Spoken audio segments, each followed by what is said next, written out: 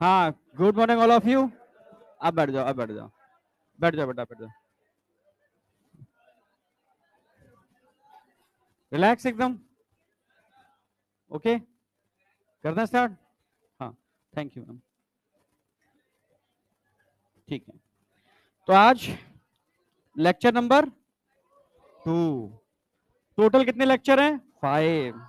Friday को and करेंगे इसको, ठीक है। रिलैक्स करके करेंगे, पूरा रिवीजन कराते हुए चलेंगे। एक एक चीज बिल्कुल यही याद हो जानी चाहिए। क्लियर है? कोई डाउट? चलो। अरे यार कहाँ है? हाँ भाई, सारे के सारे बैठ लो। हाँ, बैठ गए? करते हैं स्टार्ट। आपके लेवल पे पॉसिबल है या नहीं मुझे नहीं पता, ठीक है, आपके लेवल पर अगर पॉसिबल हो जाए तो बहुत अच्छा है। एनर्जी को तुम सही डायरेक्शन में यूटिलाइज कर पाओगे, ठीक है। तुम में से अगर 2% लोग भी कर लें तो बहुत मजा आ जाएगा, ठीक है। अपनी एनर्जी को थोड़ा वेस्ट कम किया करो, कंजर्व करने की आदत डालो। किन किन सोर्सों से कंजर्व हो सकती है? क्या? टेस्ट? फिर से बोल। सुनने दो यार, कुछ बोल रहा है। टेस्ट? हाँ हाँ। कौन सा? मैंने देख लिया, करवा दिया। जो एक क्वेश्चन था वो हो गया, अपडेट हो गया, रिजल्ट में अपडेट हो गया आएगा। मैं बात कर रहा हूँ एनर्जी कंजर्वेशन की, तू बात कर रहा है टेस्ट की। इधर आ पहले, यहाँ पर टेस्ट का करवा दिया है, ठीक है। क्लास में थोड़ा सा शांत बैठा करो, ये एनर्जी कंजर्व हो जाएगी। ऐसा नहीं, मैं अपने फायदे के लिए बोल रहा हूँ, ठीक है। दूसरा, थोड़ा सा डीप ब्रीथ करते रहा करो। तीसरा, सोने से पहले जो मैंने कल कुछ चीजें बताई थी, अच्छा तुम्हें नहीं बताई थी मैंने क्या? अच्छा उधर बताया था, अच्छा ठीक है। ऐसा नहीं है यार, तुम लोग तुम लोगों के अंदर वो सिंसियरिटी नजर नहीं आती। वो उनमें कुछ बच्चे ऐसे हैं ना जो चाहते हैं कि भाई सर वो बता दो कुछ कुछ ऐसा। और दो कारण होते हैं, मैं बताऊं। वो क्लास क्या सुनो, वो क्लास लास्ट क्लास होती है। लास्ट क्लास वो फिजिक्स के बाद मेरी क्लास होती है। चेहरे उतरे होते हैं सबके। क्या? सेकंड क्लास है, एनर्जी भरी है तुम्हारे अंदर। तुम्हारे अंदर जब भी आता हूँ लगता है क्लास में एनर्जी है, वहां एनर्जी बुझ जाती है तीसरी क्लास तक।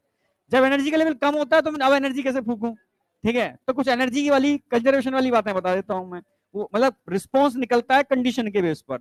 अब तुम्हारी कंडीशन ऐसी लगती नहीं है मुझे एनर्जी कंजर्वेशन पे बात करूं। एनर्जी एनर्जी है, ठीक है।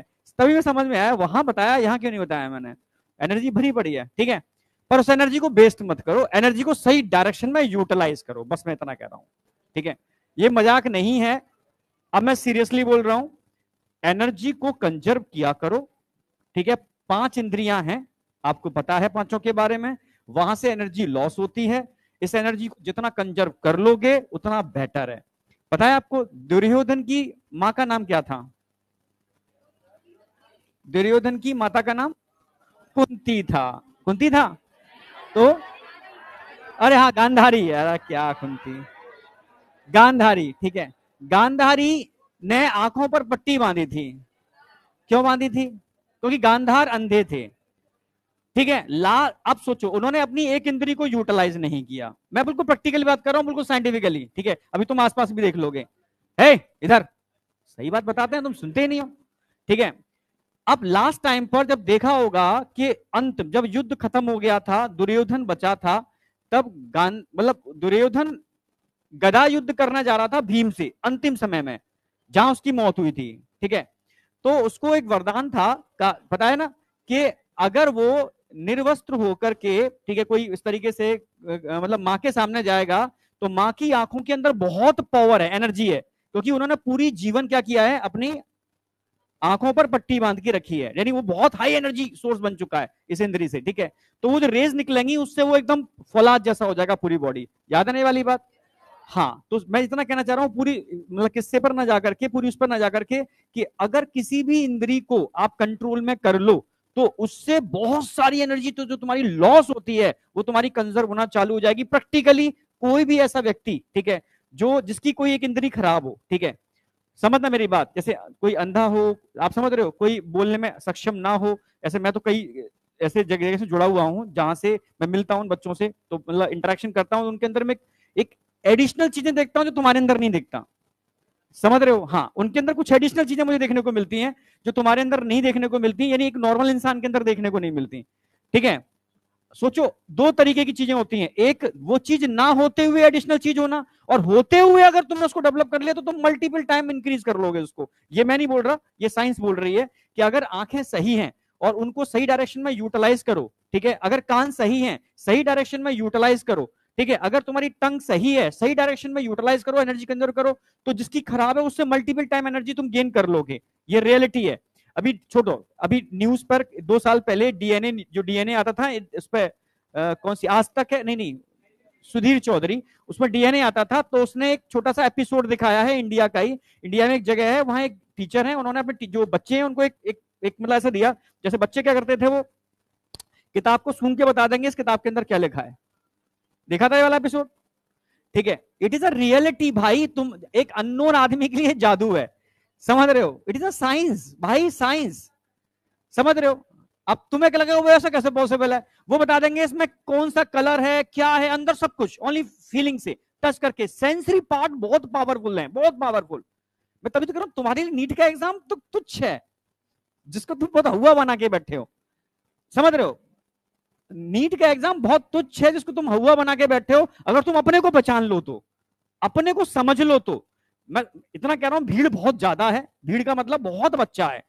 बच्चा दौड़ में भाग तो ले लेता है, कुछ बच्चा 100 किलोमीटर की दौड़ के अंदर 10 किलोमीटर दौड़ पा रहा है, कोई 20 किलोमीटर में विड्रॉ कर देता है अक्टूबर तक आते आते, ठीक है, कोई नवंबर तक आते आते छोड़ देता है दौड़, कोई दिसंबर तक आते आते छोड़ देता है। बहुत कम बच्चे हैं जो नीट के एग्जाम तक फुल एनर्जी से दौड़ते रहते हैं।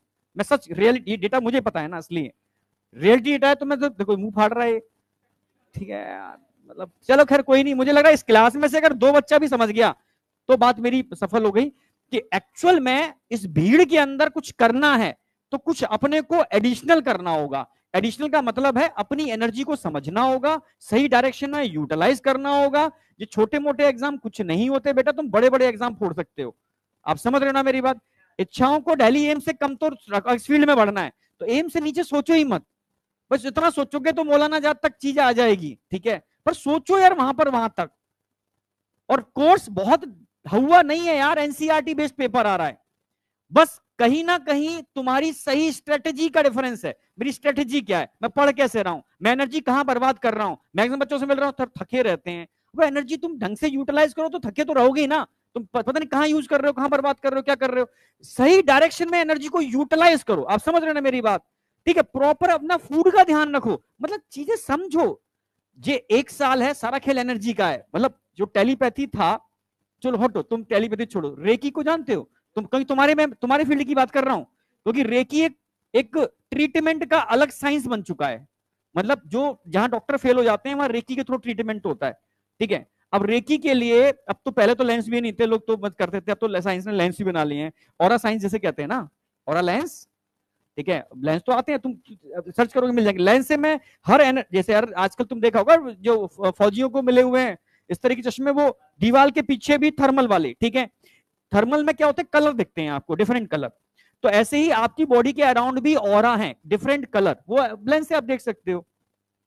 एक इंसान को ऐसे नॉर्मल बैठा है, ठीक है, इसके कलर देख लो, एक पॉजिटिव इंसान के कलर देख लो, मत समझ लियो, ठीक है। एक इंसान यहाँ बैठा है, वो नेगेटिव है, उसके कलर देख लो। एक मानो ये सब बैठे हैं बहुत पॉजिटिव, इनके कलर देखो, कलर में अंतर मिलेगा। एक इंसान बाहर नॉर्मल नेगेटिव घूम रहा है, उसके कलर देख लो। एक इंसान को मंदिर, मस्जिद, गुरुद्वारा और चर्च में भेज के देखो, आधा घंटे रोको वहां पर, उसको बैठाओ, फिर उसकी ऑरा देखो चेंज ना हो जाए। आखिर आप सब साइंस है टोटली, ठीक है। क्योंकि मंदिर, मस्जिद, गुरुद्वारा, चर्च, ये सब कॉमन है। कॉमन का मतलब सबकी जो टॉप बनाई गई है, गुम्बदाकार बनाई गई है, जो कॉस्मिक एनर्जी को सबसे ज्यादा एब्जॉर्ब करती है। मिस्र के पिरामिड से इसी कंसेप्ट को लिया गया था, ठीक है, जिससे कि एनर्जी का सोर्स बहुत ज्यादा बढ़ जाए। पर फायदा तभी होता है, लोग क्या करते हैं, अंदर एंटर करते हैं, टच करके निकल लेते हैं, कुछ नहीं है, बेकार है। वहां रुकने का फायदा है। किसी भी गुम्बदाकार स्ट्रक्चर के नीचे जाते हो, चाहे वो पिरामिड हो, कुछ भी हो, आप रुकोगे तो आपकी ऑरा का कलर, ये एक्सपेरिमेंट है, तुम करके देख लो भाई, मेरी बात मत मानो, एक्सपेरिमेंट करके देखो, ठीक है, तुम्हें समझ में आ जाएगा कि एनर्जी का कितना बड़ा कंसेप्ट है, सारा खेल एनर्जी का है। मैं इसलिए बोलता हूं कि एनर्जी, बस एनर्जी को समझ लो, और अगला जो युद्ध होगा वो एनर्जी पर ही होगा।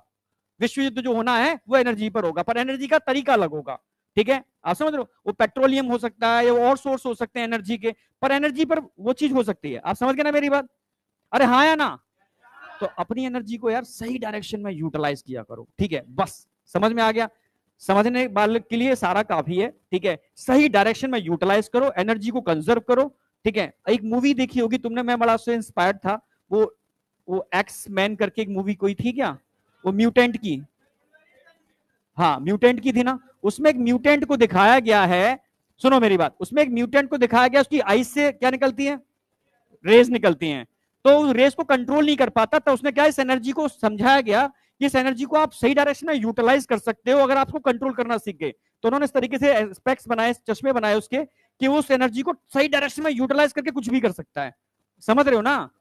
इट इज अ बिल्कुल फैक्ट। अब तुम सिंपल वो लेंस आते हैं वो सन एनर्जी को देखने के लिए, तुम नॉर्मल सूरज के नीचे खड़े जल थोड़े ना जाओगे। अब तुम लेंस लगा दो, कौन से होते हैं, बाइकॉन के होते हैं, कौन से होते हैं वो, ठीक है, जो भी है नॉर्मल जो आते हैं ना देखने वाले जो आते हैं, लेंस लगा दो तुरंत आग लग जाएगी, तुरंत। मैं खूब एक्सपेरिमेंट करके छोटे बच्चों को दिखाया मैंने, और छोटे बच्चों को दिखाया क्योंकि उनको समझाना पड़ता है। आप मेच्योर हो, पर आप मेच्योर होकर के भी चीजें गड़बड़ कर रहे हो। ठीक है, मैं इतना कह रहा हूं, एक्चुअल में सारा खेल एनर्जी का है।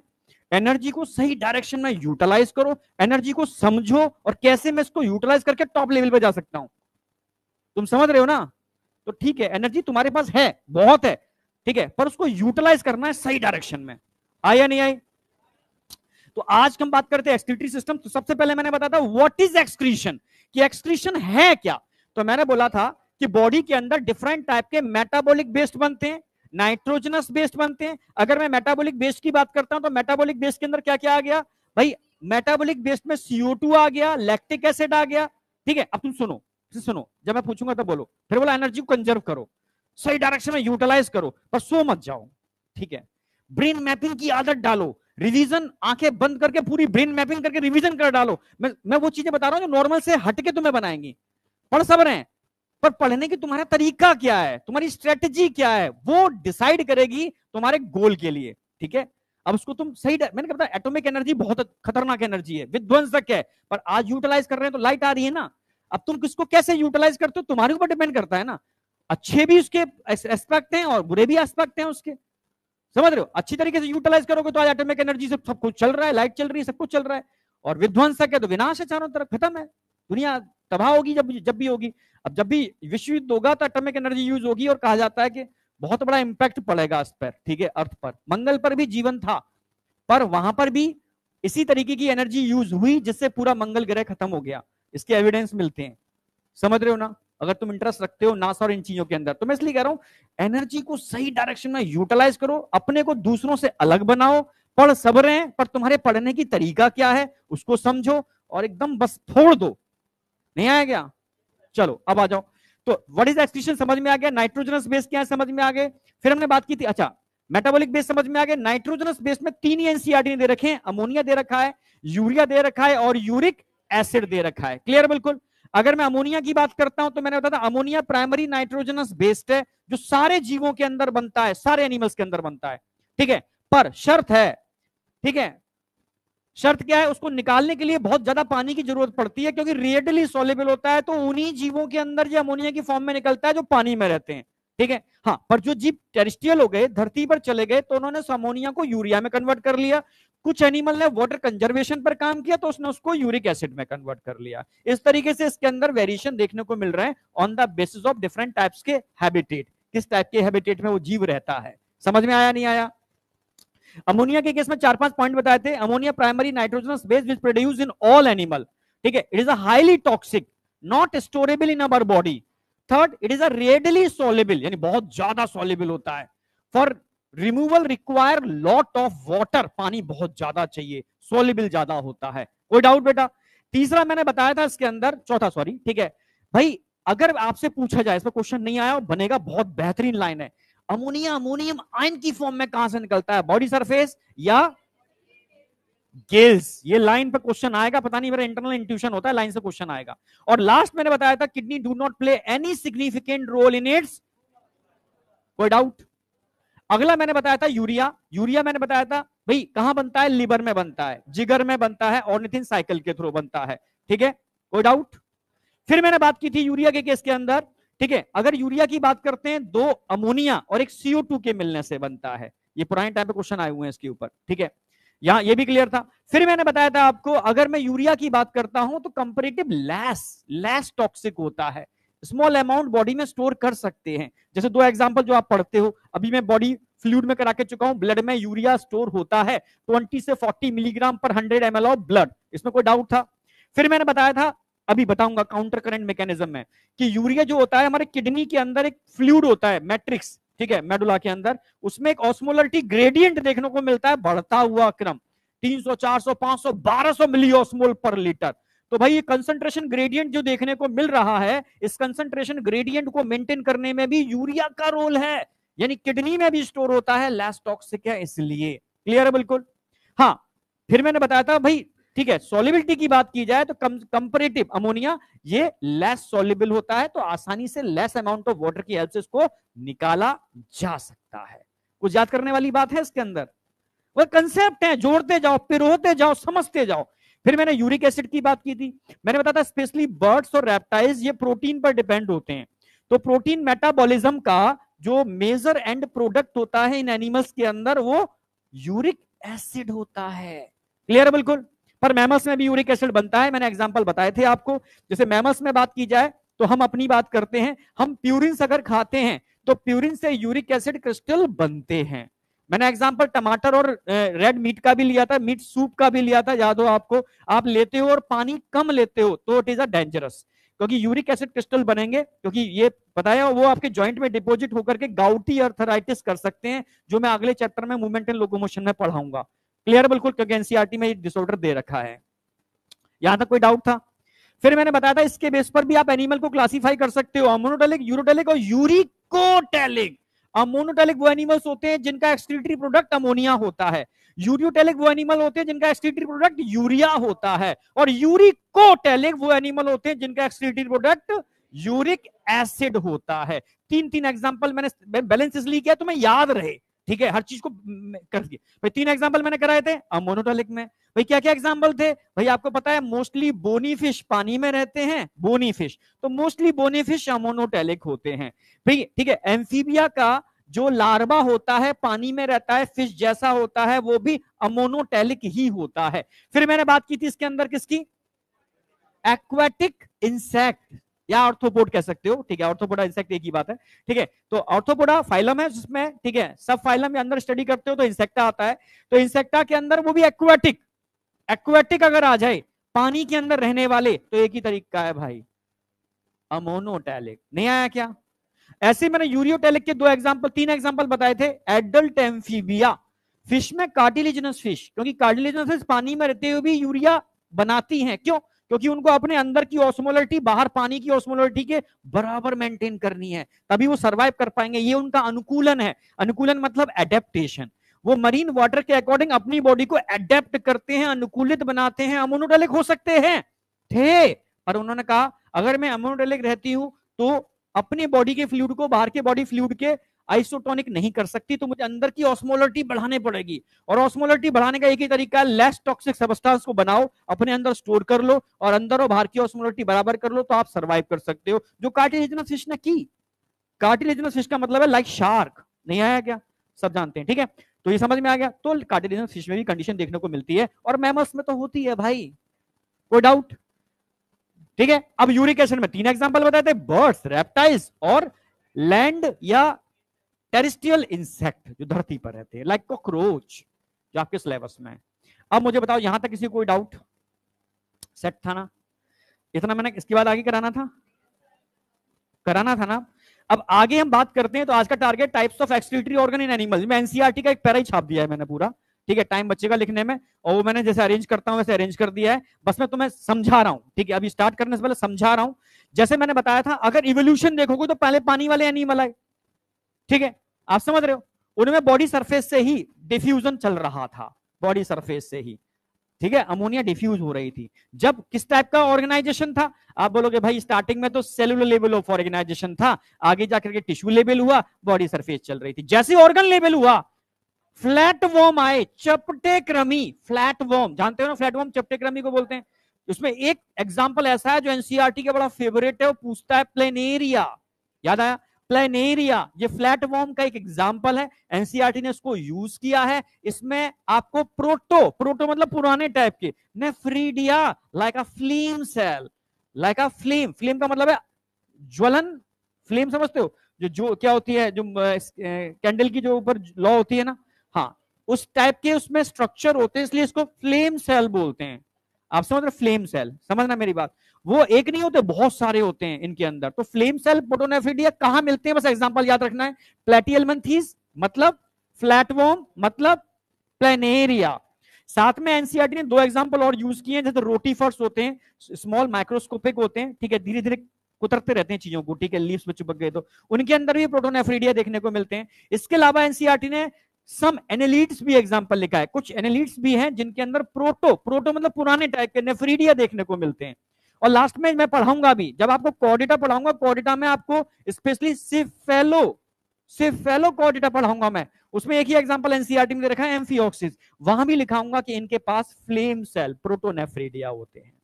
तो प्रोटोनेफ्रीडिया समझ में आ गया, ठीक है। अब प्रोटोनेफ्रीडिया के बाद हम नेफ्रीडिया की बात करते हैं। पहले आपके सिलेबस में अर्थवॉर्म था, तो अर्थवॉर्म में नेफ्रीडिया हुआ करते थे, नहीं आई क्या, अर्थवॉर्म में नेफ्रीडिया हुआ करते थे। कौन कौन से nephridia, septal nephridia, integumentary nephridia, pharyngeal nephridia, पर अब इतना याद नहीं करना क्योंकि अर्थवॉर्म एनसीईआरटी ने बाय कर दिया, निकाल दिया, ठीक है, हाँ बेटा, ठीक है, तो वो निकाल दिए गए, उसमें कोई दिक्कत नहीं है, समझ रहे हो। तो नेफ्रीडिया में इतना ध्यान रखो कि भैया एनेलिडा के अंदर देखने को मिलते हैं, टाइप से कोई मतलब नहीं है, स्पेशली अर्थवॉर्म एग्जांपल दे रखा है एनसीईआरटी ने, तो अर्थवॉर्म आपको याद रखना पड़ेगा।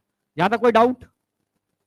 नेफ्रीडिया के बाद एनसीईआरटी यूज करती है, जैसे अब कॉकरोच पढ़ोगे आप, तो कॉकरोच में मैं मालपिगिन ट्यूब्यूल्स पढ़ाऊंगा, क्या पढ़ाऊंगा, थोड़ा बहुत मुझसे पढ़े भी होगे पहले, मालपिगिन ट्यूब्यूल्स, ठीक है, 100 से 150 तक होते हैं, कॉकरोच में होते हैं, उसकी गट में होते हैं, ये मेन एक्सक्रीटरी ऑर्गन है कॉकरोच का, आप समझ रहे हो, मालपिगिन ट्यूब्यूल्स। तो मालपिगिन ट्यूब्यूल भी स्पेशली ऑर्थोपोडा में देखने को मिलता है, पर कुछ ऑर्थोपोड ऐसे होते हैं जो पानी में रहते हैं, कहां रहते हैं, पानी के अंदर, जैसे प्रॉन, झींगा, कई लोग खाते भी हैं, ठीक है, हाँ झींगा, प्रॉन, आप समझ रहे हो, ये एक्वेटिक ऑर्थोपोड है, कैसा है, पानी में रहने वाला। तो इसके पास खास टाइप के, इनको बोलते हैं क्रस्टेशियंस। अभी मैं जब एनिमल पढ़ाऊंगा, लोअर एनिमल, तो क्रस्टेशियंस के बारे में बताऊंगा। क्रस्टेशियंस क्या होते हैं, एक्वेटिक, पानी में रहने वाले ऑर्थोपोड्स। कैसे, पानी में रहने वाले ऑर्थोपोड क्रस्टेशियंस होते हैं। और क्रस्टेशियंस की बात की जाए तो यहां पर मालपिगिन ट्यूब्यूल्स नहीं मिलते, यहां ग्रीन ग्लैंड या एंटीनल ग्लैंड देखने को मिलते हैं। कैसे ग्लैंड, ग्रीन ग्लैंड या एंटीनल ग्लैंड, इस पर क्वेश्चन आता है, ये इंपॉर्टेंट है, ग्रीन ग्लैंड या एंटीनल ग्लैंड, आप समझ रहे हो ना मेरी बात, हाँ या ना। चलो, और लास्ट में आपको ध्यान रखना है, ग्रीन ग्लैंड एंटीनल ग्लैंड के बाद हम आगे बढ़ेंगे, तो एनसीईआरटी ने यहां टर्म यूज किया है बस एक, किडनी।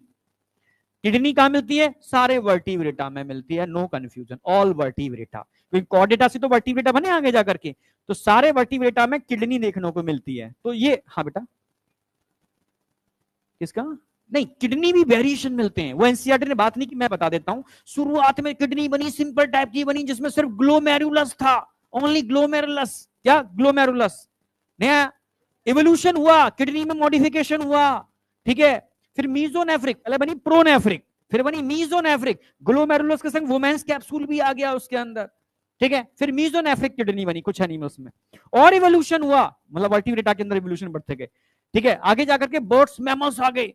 तो बर्ड्स और मैमल्स ने यूरिन को, वाटर को कंजर्व करने के लिए एक well develop loop of Henle बनाया, और लूप ऑफ हेनले वाटर को कंजर्व करने के लिए रिस्पॉन्सिबल होता है, यूरिन को कंसंट्रेट करने के लिए रिस्पॉन्सिबल होता है, इसको बोलते हैं मेटानेफ्रिक किडनी, यानी किडनी के अंदर भी इवोल्यूशन हुआ, प्रोनेफ्रिक, मीजोनेफ्रिक और मेटानेफ्रिक, तुम समझ रहे हो ना।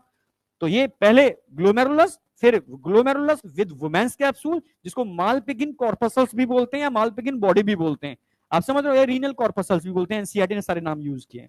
कोई डाउट, ये एवोल्यूशन समझ में आया। इसी को मैंने एक क्रमबद्ध तरीके से अरेंज कर दिया है, कॉपी कर लेना, अभी लिखने की जरूरत नहीं है, कुछ चीजें आप बाद में नोट कर लेना, तो टाइम बच जाएगा, मैं याद करा दूंगा इसके जमाने, तुम लिखोगे, मैं खड़ा हूं, तुम लिख रहे हो, नहीं टाइम मैं थोड़ा सा चेंज कर रहा हूं, ठीक है, तरीका, पैटर्न, जिससे कि मैं याद कराने में ज्यादा फोकस करूं।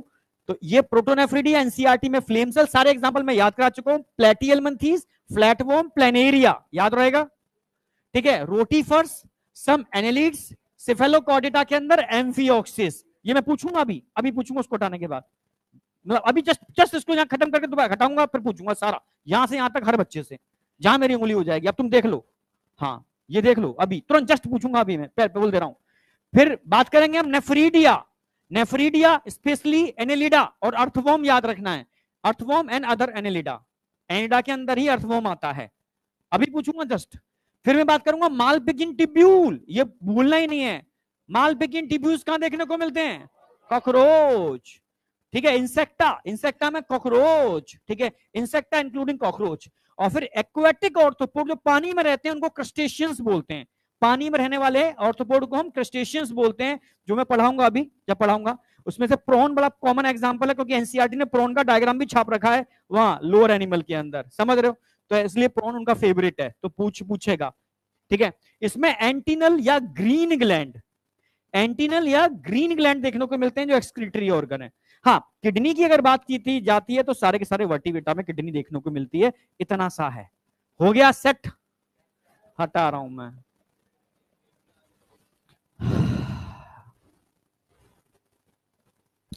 शिकार ढूंढते हैं पहले, जिसकी आंखों में कॉन्फिडेंस नहीं होगा वही शिकार है, ठीक है। चलो ठीक है, फटाफट रैंडमली मैं पूछ लेता हूं, ठीक है। कहां गया, चल तू ही बता दे, फिर मैं कॉन्फिडेंस ज्यादा है इसलिए पूछ रहा हूं पहली बार, क्योंकि सेकंड शिकार पकड़ेंगे कम कॉन्फिडेंस वाला, इनको थोड़ा याद हो जाए। नंबर 1, अगर मैं पूछता जाऊंगा तुम मुझे एग्जांपल बताते जाना। अगर मैं बात करता हूं प्रोटोनेफ्रिडिया या फ्लेम सेल कहां मिलते हैं बेटा, या फ्लेम सेल एक ही बात है, कहां मिलते हैं। एक्वेटिक ऑर्थ्रोपोड, एक्वेटिक आर्थ्रोपोड, प्लेटियलमंथीज यानी फ्लैट वॉर्म, याद हो गया ना, ठीक है। दूसरा एक एग्जांपल ध्यान रखना इसका, प्लेनेरिया, ठीक है। कुतरने वालों को क्या बोलते हैं, रोटीफर्स, रोटीफर्स में मिलता है। और हॉपलेस हो गया, मुझे पता है इसको आता है, लेकिन हो गया, कोई नहीं, तू बता देगा। अब कौन बताएगा तुम में से फुल कॉन्फिडेंस के साथ। अरे भाई एक से एक शेर शेरनियां बैठे हैं, मैं तो पता नहीं कहां ढूंढ रहा था। ये ना जबरदस्त, बोल बेटा तू, देखा, अब सुन लेना, और उसके बाद गलती की ना किसी ने भी तो समझ लेना तुम फिर। हाँ हाँ बेटा, नंबर 1 प्लेटी, सब मैं एग्जाम मैं बोलूंगा ऑर्गन, तू बोलिए एग्जांपल, ठीक है। सबसे पहले बात कर रहा हूं प्रोटोनेफ्रिडिया मतलब फ्लेम सेल, कहां कहां मिलते हैं।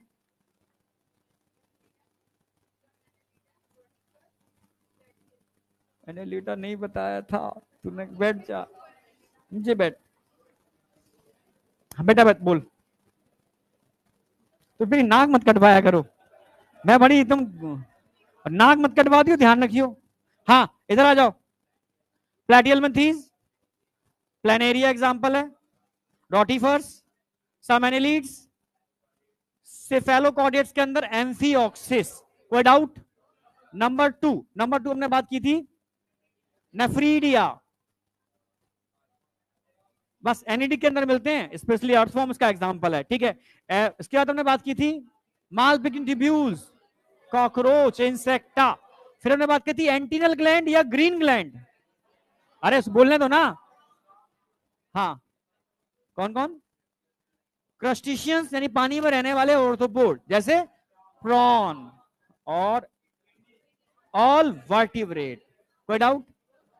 अब कॉन्फिडेंस बढ़ा नहीं बढ़ा, बहुत बढ़िया, बढ़ा नहीं बढ़ा, तुम में से किस किस का बढ़ गया, बढ़ गया, हाँ फटाफट।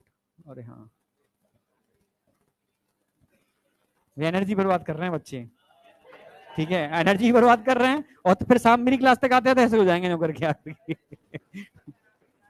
क्या, मेरी क्लास में नहीं होती बस्ती। हाँ बेटा, एक बार मैं बस एग्जांपल समझ रहे ना, एग्जांपल बोल रहे हैं। सबसे पहले हम बात करते हैं नंबर 1, ठीक है, प्रोटोनेफ्रिडिया फ्लेम सेल, हाँ फ्लैट वॉर्म में प्लेनेरिया, रोटीफर, सम एनेलिड्स, सेफेलोकॉर्डेटा में स्पेशली एम्फिऑक्सिस, ठीक है। अब तू बैठ, खड़े हो, एक बार सारे के सारे स्टार्ट। अरे चल मैं चल, वो भी नहीं बोल पाएगा तू, फ्लेम सेल ये क्या, ये भी मैं बताऊं? स्टार्टिंग में मैं बोलता हूँ क्योंकि पहली बार होता है ना, बच्चे को कॉन्फिडेंस। तू बता ना, चल मैं ठीक है मैं बोल रहा हूँ। फ्लेम सेल कहाँ कहाँ मिलते हैं, फटाफट एग्जांपल। और फ्लैटी एग्जाम्पल में एग्जांपल बताओ। अब तू पिटेगा, इसलिए पिटेगा। तुझे क्या लग रहा है मैं उससे पूछने के लिए सुन रहा हूं मैं? तुझे क्या लग रहा था मैं उसे उसको उसको चेक कर रहा हूँ कि इसकी नॉलेज है या नहीं, उसको याद नहीं हुआ? मैं इसलिए सुन रहा हूं कि तुम जैसे बच्चे सुन लें और याद हो जाए। कई चीज खुद पढ़ने से याद नहीं होती, सुनने से यूं याद हो जाती है। भाई मैं चाहूं तो उसको मैं यहाँ अटका क्यों, मैं तो फटाफट 2-3 स्लाइड करा देता ना अब तक तो। रुका इसलिए हूं तो मैं घर जाके पढ़ने की जरूरत ना पड़े, यूं टिप्स पर चीजें याद हो जाएं। आई या नहीं आई? अब तू ऐसे ही खड़ा रहेगा, ठीक है? तू बात कर ले, बतिया ले उससे तू, ठीक है? हाँ तू सुन, सुना बेटा। नंबर 1 उसको सुना, उसको उसको उधर नहीं देखेगा तो सुनेगा।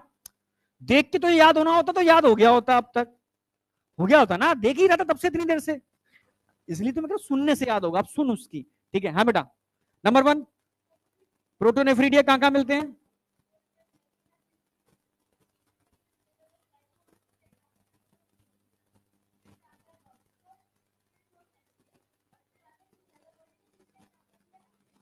आई सिफेलोकोरेटम एम्फिऑक्सिस, क्लियर है? अब नंबर 2 हम बात करते हैं इसकी, नेफ्रीडिया। नेफ्रीडिया कहां मिलेंगे, हाँ बोल। एनिलिट्स का ही एग्जांपल है अर्थवॉर्म, ठीक है? इसके बाद हम बात करते हैं मालपिगिन ट्यूब्यूज। अब नहीं बोलने का, अब सुनने का है, ठीक है? हाँ, कॉकरोच में। इसके बाद बात करते हैं हम ग्रीन ग्लैंड या एंटीनल ग्लैंड, क्रस्टेशियंस जो एक्वेटिक ऑर्थोपोड्स हैं, एग्जांपल जैसे प्रॉन। फिर बात करते हैं किडनी, सारे वर्टिब्रेटा। अब समझ में आई या नहीं आई? अब अगला टारगेट तू ही होगा। 2-3 बार लगातार तुझसे पूछूंगा अब आगे की आने वाली चीजें। बैठो नीचे, बातें मत करो। वो इंटेलिजेंट है, वो सब उसको याद है, और तू फंस जाएगा। समझ में आया? तो इसलिए ये देखना है कि अपना नुकसान ना हो जाए, वो तो निकल जाएगा। समझ में आई नहीं आई? हाँ, तो इसलिए, और ये दिमाग में रखो, मैं सुनता हूं अपने लिए नहीं सुनता, मुझे पता है, ठीक है? मैं तुम्हें सुनाने के लिए सुनता हूं, तुम्हें सुन करके याद हो जाए, ठीक है? चलो ये वाला पार्ट हमारा एकदम क्लियर है, सेट है, याद ही हो गया मैं, हाँ या ना? अब मैं बात करता हूं ह्यूमन एक्सक्रीटरी सिस्टम। इस डायग्राम को एनसीईआरटी से एक बार खुद ड्रॉ करोगे, अपनी नोटबुक पर जगह छोड़ दोगे। पॉसिबल है या नहीं? ठीक है, चलो अब पॉसिबल है यार, कहीं मेरे पास हाँ ठीक है। अब इस डायग्राम में तुम्हें देखो, ये डायग्राम कैसे पूछेगा क्वेश्चन, वो क्या करेगा नीट वाला, सुनो। नीट वाला क्या करेगा, इनको हटा देगा, इनको हटा देगा, ये हटा दिए उसने, ये हटा दिए उसने, ये हटा दिए, सब इरेज कर देगा वो। जो भी तुम्हें क्वेश्चन टेस्ट में मिलेगा, नीट में मिलेगा, उसमें सब हटा देगा। ए लिखेगा, अरे यार, ए लिखेगा, बी लिखेगा, C D E F G H, ठीक है, आई जे के एल, कुछ भी लिख देगा ऐसे। अब इन पर क्वेश्चन बनाएगा। अब तुम्हें ये समझ में आना चाहिए है क्या, एनसीईआरटी ने इसको क्या बताया था, एड्रिनल ग्लैंड। ये क्या बताया था, जो ऊपर से नीचे आ रही है, एओर्टा, डोर्सल एओर्टा, ये सीधी किडनी में जा रही है रीनल आर्टरी के थ्रू, ठीक है? अब ये किडनी है, किडनी के अंदर अंदर वाला पार्ट मेडुला, बाहर वाला पार्ट कॉर्टेक्स होता है। ये यूरिटर है, यूरिटर यूरिनरी ब्लैडर में जा रहा है, यहां से यूरेथ्रा निकल रही है, ठीक है? अब इस पर कोई भी क्वेश्चन उठा के पूछेगा तुम उड़ा दोगे, ठीक है? ये इंफीरियर वेना केवा है, ब्लड को ऊपर लेकर के जा रही है, इससे रीनल वेन बाहर निकल रही है, रीनल आर्टरी अंदर जा रही है। ये किडनी है, किडनी के अंदर रीनल पिरामिड दे रखे हैं। अरे समझ रहे हो नहीं समझ रहे हो? तो ये अब बताओ, डायग्राम से कोई क्वेश्चन आएगा तुम छोड़ पाओगे? पक्का? देख लो, टेस्ट में मिलेगा, चलो कर लोगे।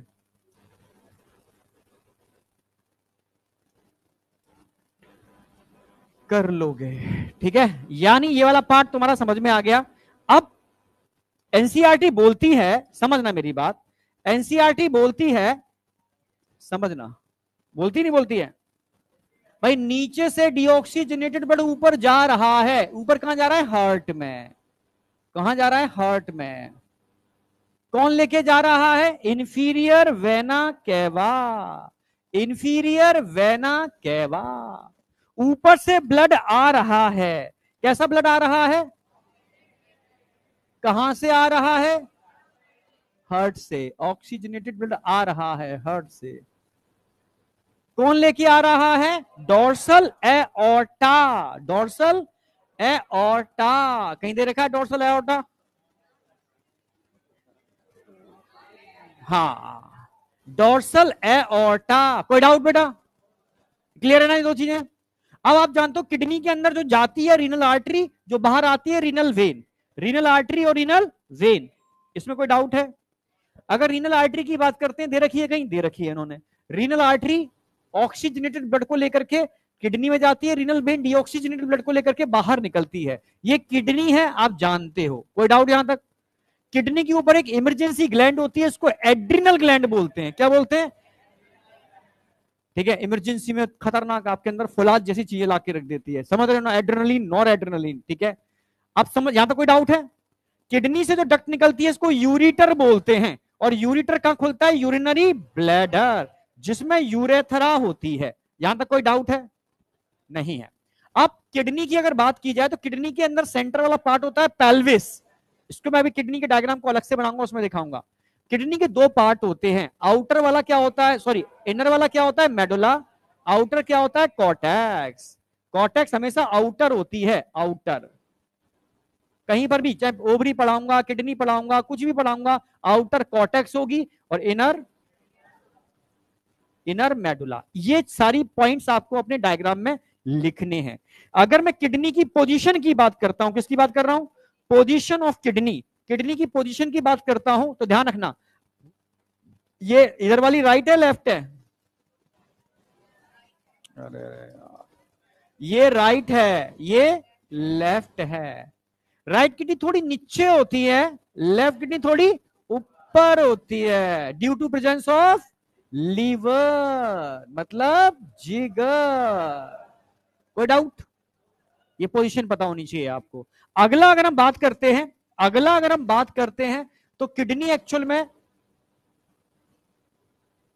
पीछे की साइड में होती है। कहां होती है? डोर्सल साइड में। कहां होती है? डोर्सल साइड में। और डोर्सल साइड में जो बॉडी वॉल होती है उससे जुड़ी होती है। आप समझ रहे ना मेरी बात? आगे नहीं होती किडनी, पीछे होती है, यहां होती है, ये डोर्सल साइड में होती है। ठीक है, और डोर्सल साइड में किससे जुड़ी होती है? इनर बॉडी वॉल से कनेक्ट होती है। और ये रीढ़ की हड्डी होती है, बल्कि देखा जाए तो किडनी रीढ़ की हड्डी से अटैच होती है एक तरीके से। ठीक है, अगर मैं लेफ्ट किडनी की बात करूं तो बहुत नजदीक होती है, बिल्कुल पास में होती है रीढ़ की हड्डी से। आप समझ रहे हो? तो अगर मैं कहूं कौन कौन से बैकबोन के कॉलम्स हैं जिसको किडनी कवर करती है, ठीक है, आप समझना। तो लास्ट थोरेसिक और थर्ड लंबर, एनसीईआरटी की लाइन। ठीक है, अगर मैं किडनी की बात करूं तो ये किडनी कितने किन किन को कवर कर रही है? अरे भाई, last thoracic and third lumbar. कोई डाउट? तो ये किडनी अगर देखो, समझना मेरी बात, जहां कोई डाउट हो तो पूछना। पोजीशन की अगर पूछे, पोजीशन क्या है किडनी की? पोजीशन, ये डायग्राम में आपको लिखनी है। पोजीशन, पोजीशन क्या है? Present between, present between last, last thoracic का मतलब है T12 और थर्ड लंबर यानी L3। क्लियर है बिल्कुल? Last thoracic, last thoracic and third lumbar.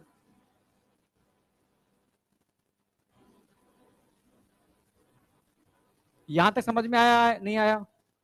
इस तक कोई डाउट यहां तक? हाँ बेटा, तुम सब बताओ आगे पीछे। लास्ट थोरेसिक थर्ड नंबर समझ में आया? पीछे रीढ़ की हड्डी है, रीढ़ की हड्डी में 12वें नंबर की थोरेसिक होती है लास्ट। भाई थोरेसिक का मतलब है जहां से रिब्स आके जुड़ते हैं। तो रिब्स कितने होते हैं टोटल? 12। थोरेसिक कितने होते हैं? 12। ठीक है, और थोरेसिक के बाद लंबर चालू हो जाते हैं। लंबर देखे जाए तो आपको लंबर कर बनाते हैं इस तरीके से, ये कर बनता है नीचे अंदर, ये लंबर कर बनता है, ये 5 होते हैं।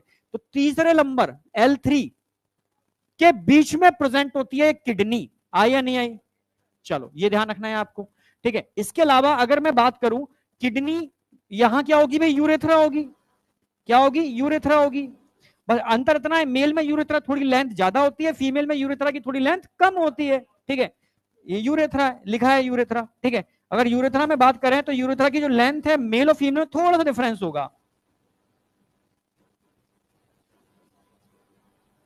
मेल में अप्रोक्सीमेटली 20 सेंटीमीटर, फीमेल में अप्रोक्सीमेटली 4 सेंटीमीटर।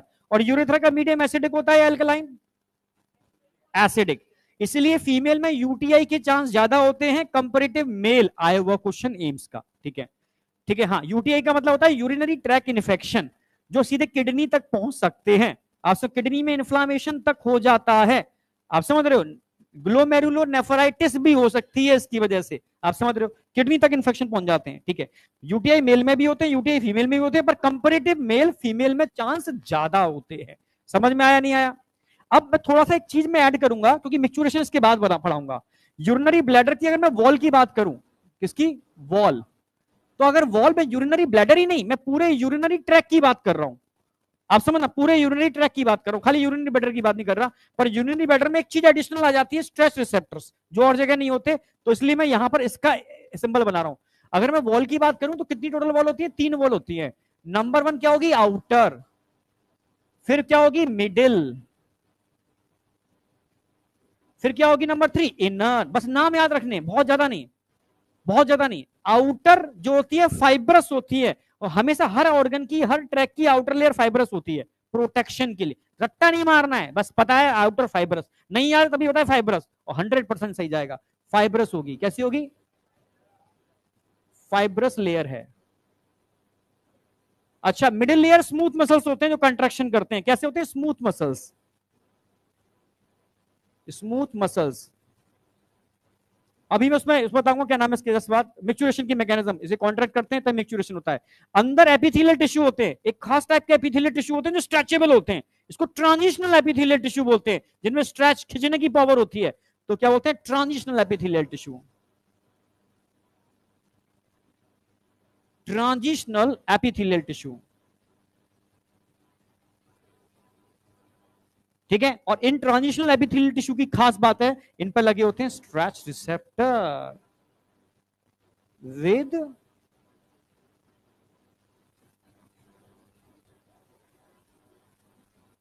रिसेप्टर्स। अब बताओ समझ में आया नहीं आया? यार अब तसल्ली से बनाना, अभी मत बना नहीं पाओगे, ठीक है। ये नोट्स आपको मिल जाएंगे, उसमें से इतनी चीजें ऐड कर लेना जो मैंने ऐड की हैं, और उसके अलावा कुछ ऐड नहीं करना है। अपनी तरफ से स्मार्ट मत दिखाना, मालूम पड़ा तो 2-4 किताबें रख ली आपने और चीजें भर ली उसमें, वो नहीं करना है। क्योंकि मेरा कंसेप्ट ये है कि डायग्राम बेस्ड क्वेश्चन आए तो आपको एनसीईआरटी का डायग्राम छपना चाहिए ब्रेन के अंदर। एनसीईआरटी में डायग्राम की पोजीशन की, इधर किडनी लिखा था, इधर उन्होंने मेडुला नीचे ये लिखा था, सेम यही पोजीशंस आएंगी। एडिशनल पॉइंट्स में पोजीशन का एनसीईआरटी में दे रखा है।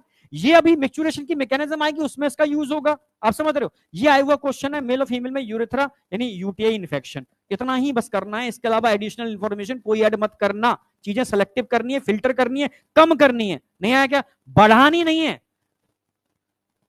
समझ रहे हो ना? हाँ, यहां तक कोई डाउट है? हाँ बेटा, हल्का सा अप एंड डाउन, पीछे डोर्सो रेट्रोपेरिटोनियल होती है दोनों, ठीक है। रेट्रोपेरिटोनियल समझते हो ना? अभी बता पढ़ाऊंगा रेट्रोपेरिटोनियल, जैसे बता रहा हूं मैं अभी पोजीशन में। आगे बढ़ रहा हूं, मैकेनिज्म ऑफ मिक्चुरेशन।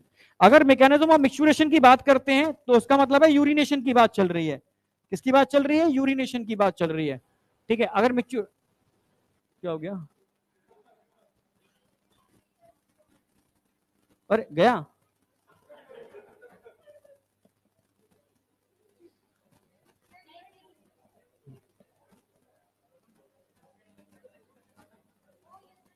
हो गया। हाँ, वो टच वाले में मतलब दिमाग में आता है, टच करके आ जाता है।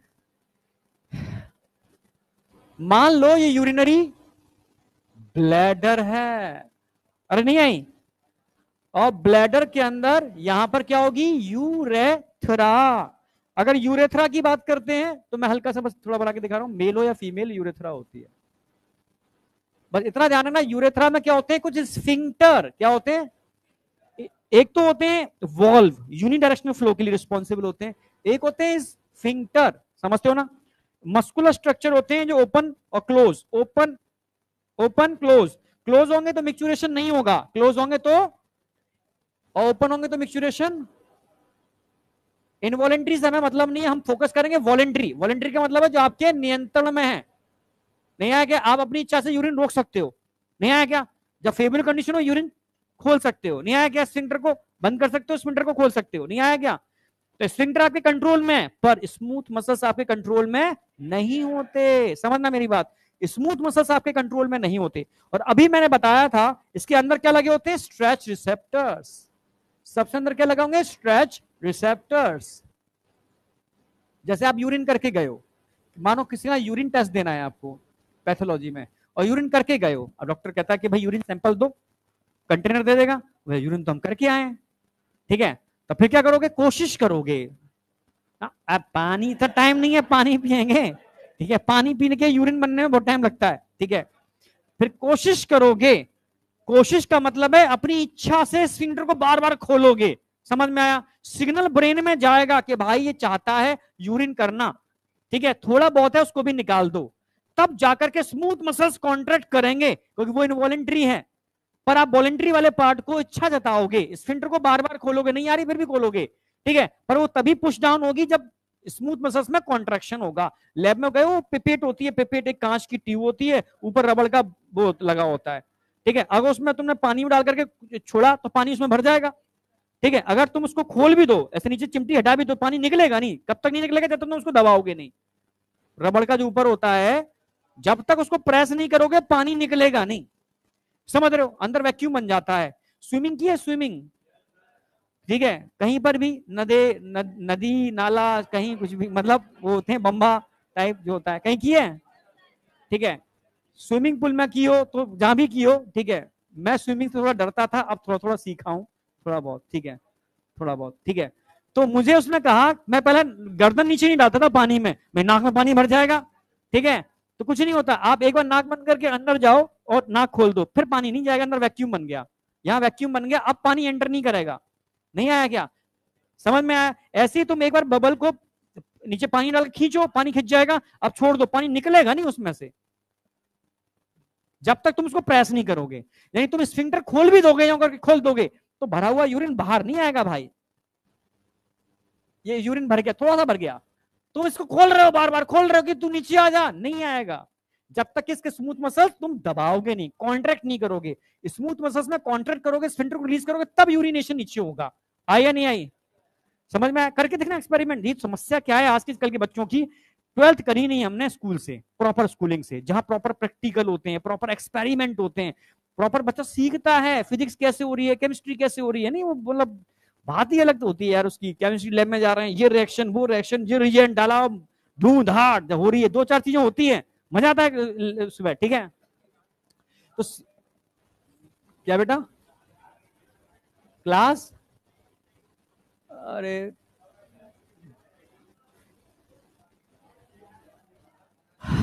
तुम लोग करना फ्यूचर में बड़े होकर के कुछ ऐसा, वापस बेसिक पर आना पड़ेगा, तुम लोगों को कसने पड़ेगी कमर, समझ रहे हो, हाँ, जो तुमने चीजें फील करी यार ये होनी चाहिए थी, कोशिश करना फ्यूचर में यार ऐसा हम करेंगे, ठीक है, पहले सक्षम बन जाओ फिर कुछ करो, ठीक है, समझ में आया नहीं आया, तो सीधी सी बात है, तुम चाह करके स्फिंक्टर को खोल दोगे, यूरिन नीचे आएगी, समझ में आ गया ना, बस मैं इतना कहना चाहूं, जब तक तुम कॉन्ट्रैक्शन नहीं करोगे स्मूथ मसल्स में, यूरिन नीचे नहीं आएगी, और कॉन्ट्रैक्शन तुम्हारे हाथों में, क्योंकि स्मूथ मसल्स आपके हाथ में नियंत्रित नहीं होते, फिर भी अपनी इच्छा से यूरिनेशन हो जाता है, क्योंकि स्फिंक्टर को जब तुम रिलैक्स करोगे तो ब्रेन समझेगा, मेडुला ऑब्लोंगेटा समझेगा कि भाई चाहता है ये निकालना, नहीं आया क्या, तो अब क्या करा दो कि भाई इसकी चाहत है तो कॉन्ट्रैक्शन करा देते हैं, इनवॉलंटरी मेडुला ऑब्लोंगेटा कॉन्ट्रैक्शन करा देता है और धीरे से यूरिनेशन हो जाता है। नहीं आई, अगर आप रोकना चाहोगे तो इसके रोकने से नहीं रुकेगा, इसको रोकोगे तो सिग्नल जाएगा ब्रेन में कि भाई रोकना चाहता है, इमरजेंसी है, कि भाई स्मूथ मसल्स को डायलेट करा दो, अगर डायलेट करा दोगे तो कुछ समय के लिए रुक जाएगा। नहीं आया क्या, तो बस ये है सारा खेल, इस तरीके से चालू होता है। तो अब मैं समझाऊंगा, समझना मेरी बात, ये जो येलो कलर का जो ब्लिंक करके दिखाया, ये क्या है बेटा, स्फिंक्टर। स्फिंक्टर वॉलेंट्री है इनवॉलेंट्री, आपके इच्छा पर है वॉलेंट्री स्फिंक्टर, अब बना लो उसको वॉलेंट्री स्फिंक्टर, ठीक है, ये क्या है, यूरिनरी ब्लैडर, ठीक है, ये क्या है सब, स्ट्रेच रिसेप्टर,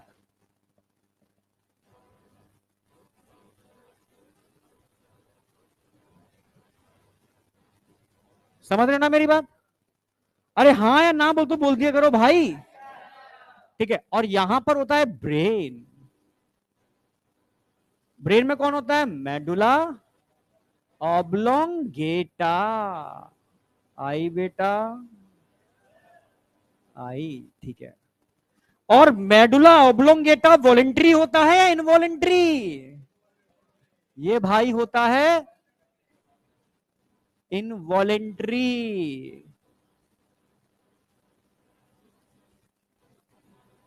इनवॉलेंट्री का मतलब है आपके नियंत्रण में नहीं होता, समझ रहे हो ना।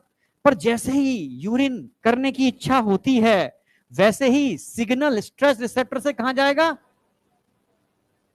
कि भाई कुछ करो। नहीं आया क्या? अब यहां पर समझना मेरी बात, अब ये समझना, मेडुला ऑब्लोंगेटा जुड़ा होता है ऑटोनॉमिक नर्वस सिस्टम से। अब नर्वस सिस्टम भी दो टाइप के होते हैं, एएनएस भी होता है और नहीं, पीएनएस के दो पार्ट होते हैं, एएनएस और SNS. PNS peripheral nervous system, और पेरिफेरल नर्वस सिस्टम के दो पार्ट होते हैं, एएनएस और एसएनएस। नहीं आया क्या? ANS autonomic nervous system, SNS somatic nervous system. समझना, सोमैटिक का मतलब हो गया वॉलेंट्री,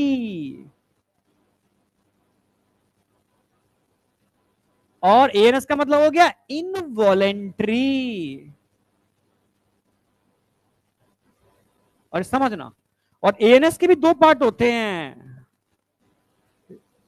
सिंपैथेटिक और पैरासिम्पैथेटिक।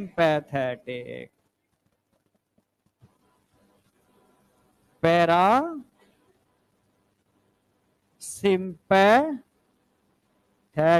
हर चैप्टर में आएगा ये, हर चैप्टर में। और सिंपैथेटिक,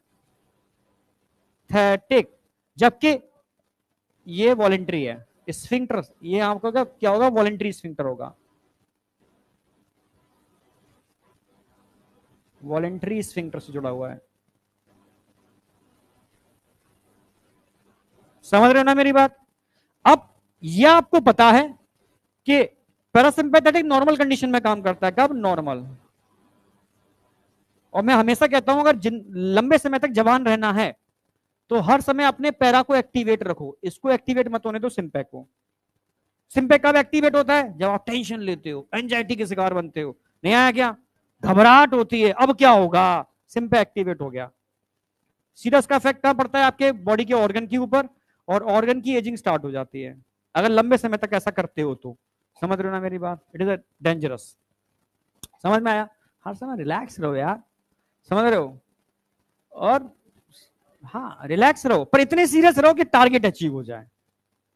सीरियस रहो। सीरियस होना और एंजाइटी का शिकार होना अलग अलग बात होती है। सीरियस होना मतलब अपने गोल के लिए सीरियस हो, एंजाइटी का मतलब है हाँ क्या होगा सर, कुछ नहीं हो सकता, वो कुछ नहीं होगा, वो तो गया, ठीक है, कुछ नहीं, उसका कुछ नहीं होगा। सिंपैथेटिक का मतलब है, ठीक है, इमरजेंसी। इमरजेंसी में यूरिन करते हो या रोकते हो? रोकते हो, करते थोड़ी ना हो, ठीक है। शेर पीछे दौड़ेगा, यूरिन करोगे या रोकोगे? हैं? शेर पीछे पड़ेगा तो यूरिनेशन होगा या रुक जाएगा? होगा, रुक जाएगा वाले कितने? शेर तुम्हारे सामने आ जाए तो तुम्हारा यूरिनेशन होगा या रुकेगा? आती हुई यूरिन रुक जाएगी, समझ रहे हो ना?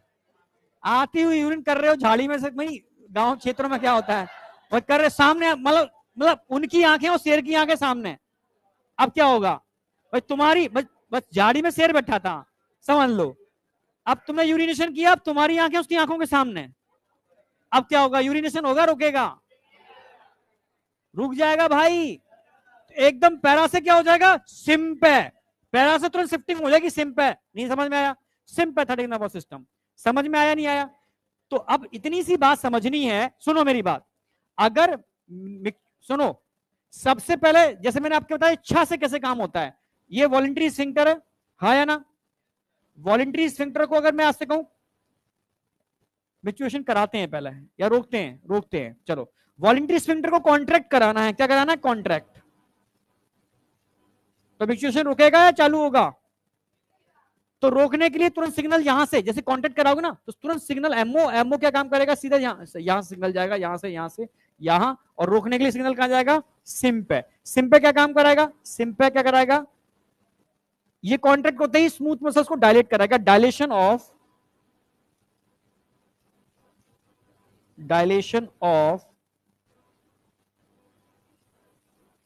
Smooth muscles of urinary bladder. जैसे ही ये काम स्टार्ट हुआ, वैसे ही इसका और इसका कॉम्बिनेशन क्या काम कर देगा? स्टॉप कर देगा। क्या कर देगा? स्टॉप कर देगा मिक्चुरेशन। आई या नहीं आई? आई। अब फेवरेबल कंडीशन आ गई, शेर जा चुका है, फिर से फेवरेबल कंडीशन आ गई। अब क्या करेंगे? मिक्चुरेशन करना है। करना कब कब होगा? जब इसको रिलैक्स करोगे, उसको कॉन्ट्रैक्ट कराओगे। यानी इस बार क्या होगा? कॉन्ट्रैक्ट से क्या कराओगे? इसको रिलैक्स। स्फिंक्टर को क्या कराओगे? रिलैक्स। इसको रिलैक्स कराते ही सिग्नल सीधा कहां जाएगा?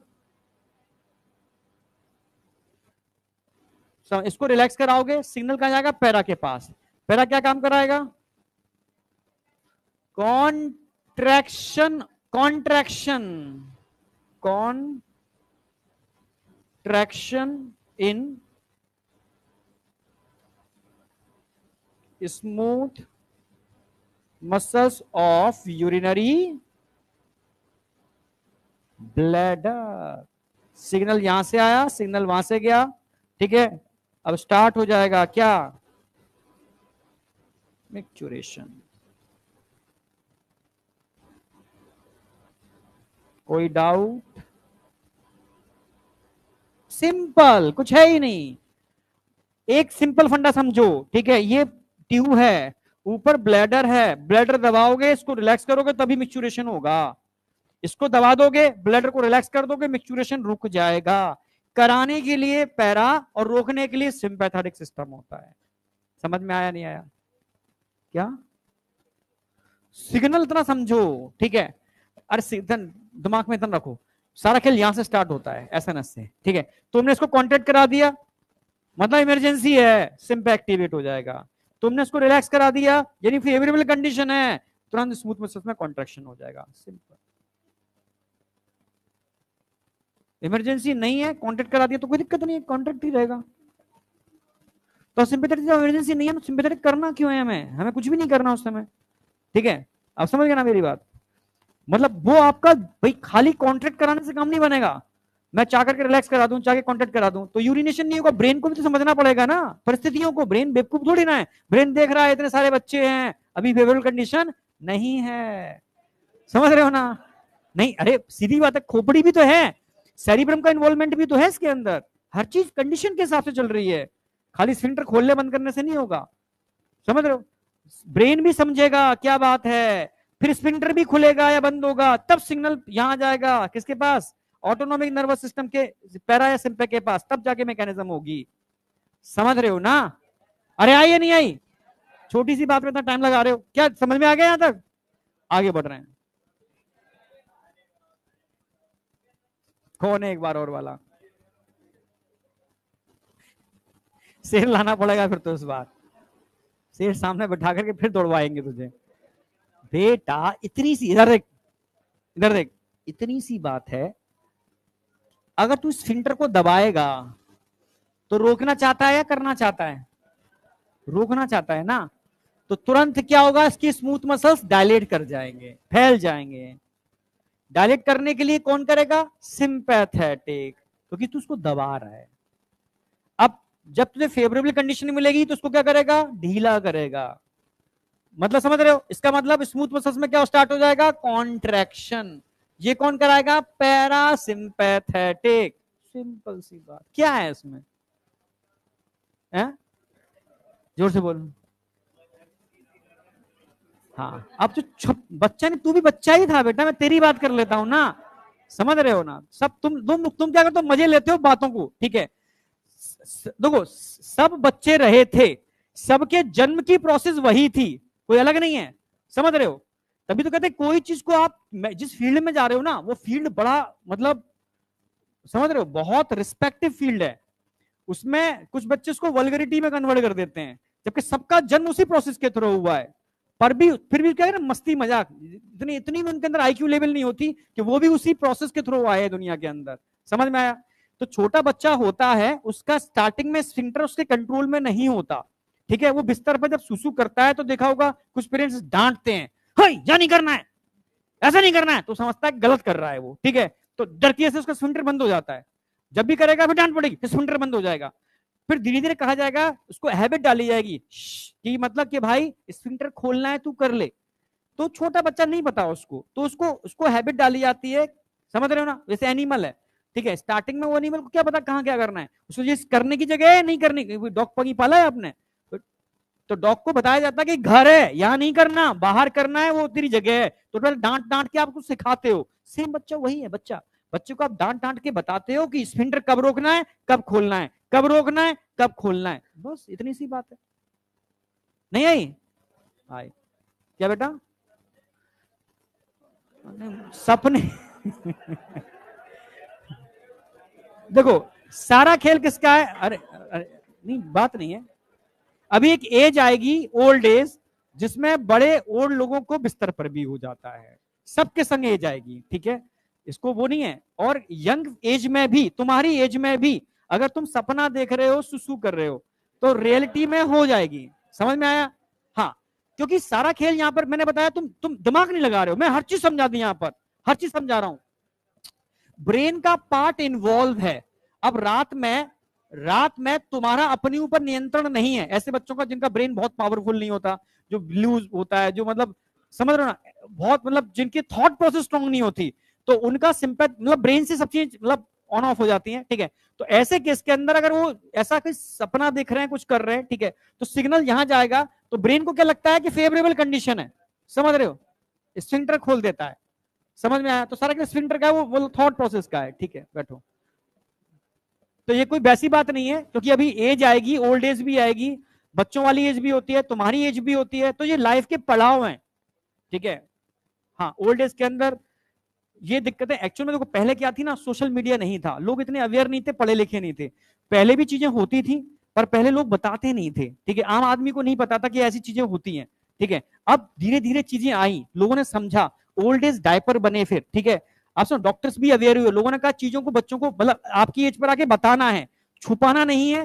तभी तो ये भाई सेक्स एजुकेशन पहले थी नहीं, बाद में जाकर के मेरे सामने उसको ऐड किया गया है। तभी तो इसको 12th में ऐड किया गया, क्योंकि थोड़ा सा मेच्योरिटी आ जाए, जबकि इसको एक्चुअल में ऐड करना चाहिए था 10th क्लास के अंदर। पर इंडिया के अंदर, कई कंट्री के अंदर इतना लोग मेच्योर नहीं है, लोग हर चीज को इनडायरेक्टली यानी किस डायरेक्शन में लेके चले जाते हैं। समझ रहे ना मेरी बात? पर ये चीजें जरूरी है, लाइफ का एक पड़ाव आता है, जब वो 11-12 साल वाली उम्र होती है, बच्चा समझ नहीं पाता ये क्या बॉडी में हो रहा है, ठीक है, चाहे मेल हो या फीमेल हो, बॉडी में चेंजेस होते हैं, ठीक है, हार्मोनल फ्लक्चुएशंस होते हैं, उस समय थॉट प्रोसेस चेंज हो जाती है, अपने पराये लगते हैं, पराये अपने लगने लगते हैं। बच्चा अपन जैसे घर से भागता है और नए नए लोगों से दोस्ती करता है, तो कुछ चीजें ऐसी होती हैं, सबके संग ऐसी पड़ाव आए हैं, रियलिटी है। आई या नहीं आई? हाँ, अब वापस आ जाओ, ठीक है, यहां तक कोई डाउट है? आगे बढ़ रहा हूं मैं। अब बात करते हैं एक एक करके किडनी। समझना, मैं किडनी का डायग्राम पूरा कराऊंगा, ठीक है। अगर मैं किडनी की बात करता हूं तो किडनी का एक डायमेंशन दे रखा है, समझ रहे हो? डायमेंशन आप भूलोगे, डायमेंशन अपनी एनसीईआरटी में स्टिकी नोट्स लगा देना, छोटे से वो आते हैं रंग बिरंगे, या चिपका देना। इस पेज का जो भी डेटाबेस है, हाँ बिल्कुल सही, इस पेज का जो भी डेटाबेस मटेरियल होगा ना, स्टिकी नोट्स पर यहां आ जाएगा। इस पेज का जो भी डेटाबेस होगा वो स्टिकी नोट्स पर यहां आ जाएगा। इस पेज का जो भी डेटाबेस होगा स्टिकी, जब तुम लास्ट टाइम पर रिवीजन करते हो ना, तो तुम्हें पता होना चाहिए कि इस पेज में क्या चीज है जो मैं भूलूंगा वो यहां पर होगी, इस पेज में क्या चीज है जो भूलूंगा वो यहां पर होगी, यू क्विक क्विक, ठीक है। जूलॉजी तो मैं करा दूंगा पूरी, ऐसे तुम्हें फिजिक्स, केमिस्ट्री और बॉटनी भी करनी है। आप समझ में आया नहीं आया? तो ये आदत डालनी है। किसकी थी नोटबुक? समझ गई ना मेरी बात? हाँ, तो ये डायमेंशन याद रखनी है, मेजरमेंट ध्यान रखना है। अगर मैं किडनी की बात करता हूं तो किडनी कैसी होती है? रेडिस होती है, बीन शेप होती है, हाँ किडनी बेटा, एनसीईआरटी की लाइन लिख रहा हूं मैं तो अभी। रेडिश होगी, यही होगी ना स्पेलिंग, रेडिश, आर ई है ना, रेडिश बीन शेप लिखा है ना। हाँ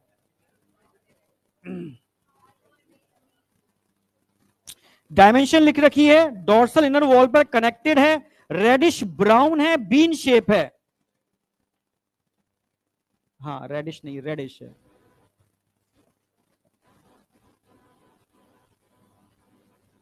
रेडिश, रेडिश होगी और कैसी होगी, बीन शेप। हाँ रेडिश ब्राउन, रेडिश ब्राउन होगी, बीन शेप होगी।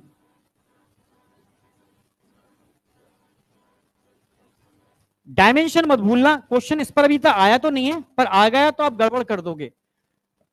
10 से 12 सेंटीमीटर क्या होगी इसकी लेंथ, 5 से 7 सेंटीमीटर क्या होगी विड्थ, 2 to 3 सेंटीमीटर थिकनेस। और वेट पर भी क्वेश्चन पूछ सकता है, 120 से 170 ग्राम इसका वेट होगा। ये मैं आपसे पूछूंगा अचानक से कल, डायमेंशन सारी की सारी। रेडिश ब्राउन बीन शेप होगी। पोजीशन में लिखा चुका हूं, पोजीशन, पोजीशन क्या होगी किडनी की, जरा बताओ, अभी बताया था मैंने। प्रेजेंट बिटवीन लास्ट थोरेसिक और थर्ड लंबर, लास्ट थोरेसिक और थर्ड, थर्ड लंबर वर्टिब्रे। ठीक है, नियर द, कहां होगी, near the inner wall of dorsal abdominal cavity, या close to, close to dorsal inner wall of abdominal cavity, dorsal inner wall of, वही समझाता हूं, abdominal cavity. अच्छा एक चीज और ध्यान रखना, retroperitoneal position, retroperitoneal position, close to dorsal inner wall of abdominal cavity. ठीक है, और रिट्रोपेरिटोनियल पोजीशन, रिट्रो समझते हो, रिट्रो, रिट्रो माने पीछे, पेरिटोनियम के पीछे, जैसे समझ लो, एक चीज समझ लो फिर आप लिखना, ये मानो आपकी पेरिटोनियम है, पेरिटोनियम एक लेयर होती है जिसमें बॉडी के सारे ऑर्गन होते हैं, एक फ्लूइड होता है पेरिटोनियल फ्लूइड, सब कुछ उसके अंदर होगा, सब सब कुछ, आपकी इंटेस्टाइन, आप अरे आपकी इंटेस्टाइन, आपका स्टमक, सब कुछ, सारे के सारे ऑर्गन, लिवर, ये वो सब कुछ इसके अंदर है। पर किडनी, हाँ इसके अंदर, ठीक है, पेरिटोनियल फ्लूइड मेम्ब्रेन के अंदर, सिंपल स्क्वेमस एपिथेलियल टिश्यू से मिलकर बनी होती है। किडनी इसके बाहर होगी, किडनी इसके बाहर होगी, रेट्रोपेरिटोनियल, पेरिटोनियम के बाहर, समझ रहे हो। और पेरिटोनियम धीरे से क्या करती है, इसको ऐसे कवर कर लेती है, ऐसे ऐसे ऐसे ऐसे कवर करती है पेरिटोनियम, ये ऐसे इसके बाहर होगी। ठीक है, रेट्रो मतलब पीछे, पेरिटोनियम के पीछे होगी, रेट्रो पेरिटोनियल, समझ पा रहे हो ना मेरी बात, पेरिटोनियम के बाहर होगी। ठीक है, समझ गए क्या।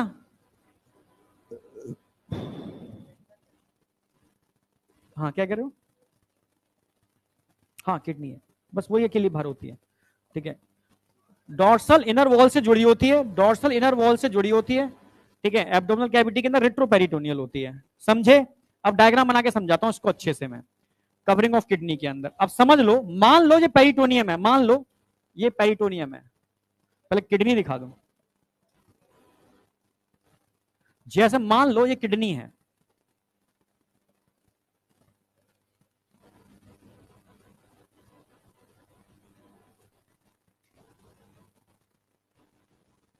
लग रही है किडनी क्या, ठीक है। मान लो ये किडनी है, मान लिया।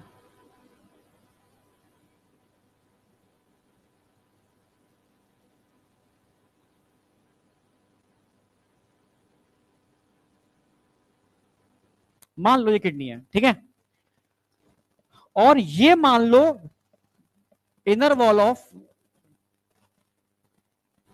ये inner wall of, dorsal inner wall of abdominal cavity.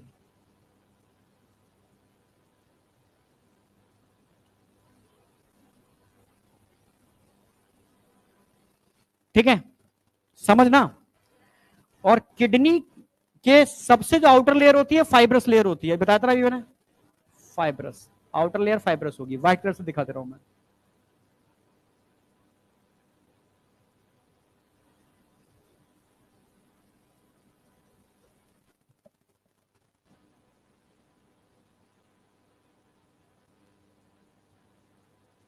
समझ गए ना। और बीच में येलो कलर की जो लेयर दिख रही है ना, येलो कलर की जो लेयर दिख रही है, ये एक्चुअल में एडिपोज टिश्यू है। क्या है ये? Adipose tissue. एडिपोज समझ में आ गया ना। ये धक्कों से बजाते हैं, शॉक एब्जॉर्बिंग का काम करते हैं।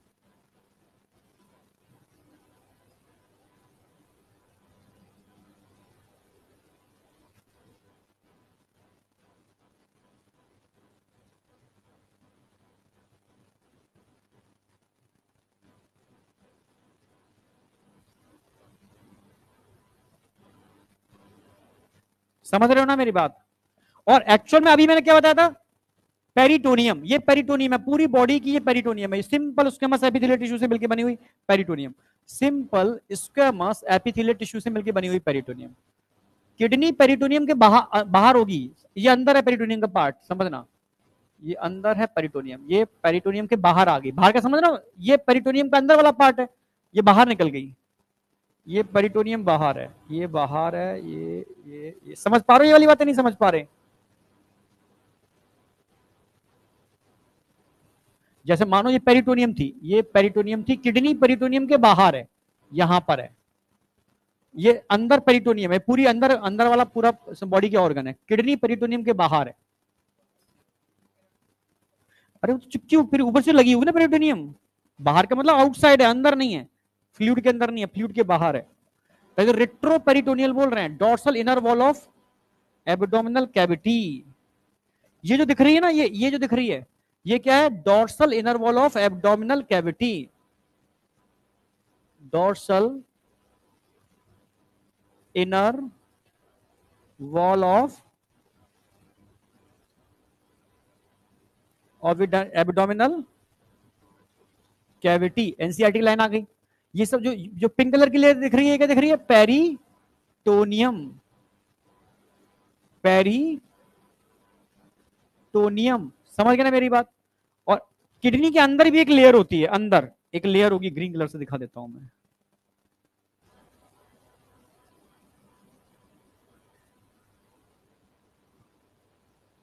एनसीईआरटी ने सिर्फ इसी लेयर की बात की है, इसको रीनल कैप्सूल बोलते हैं।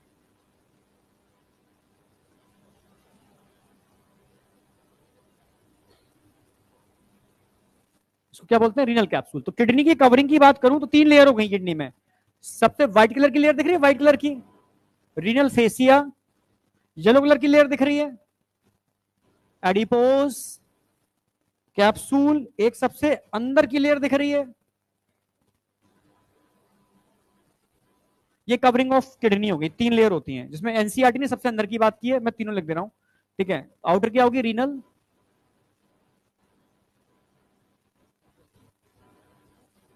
Fascia, adipose,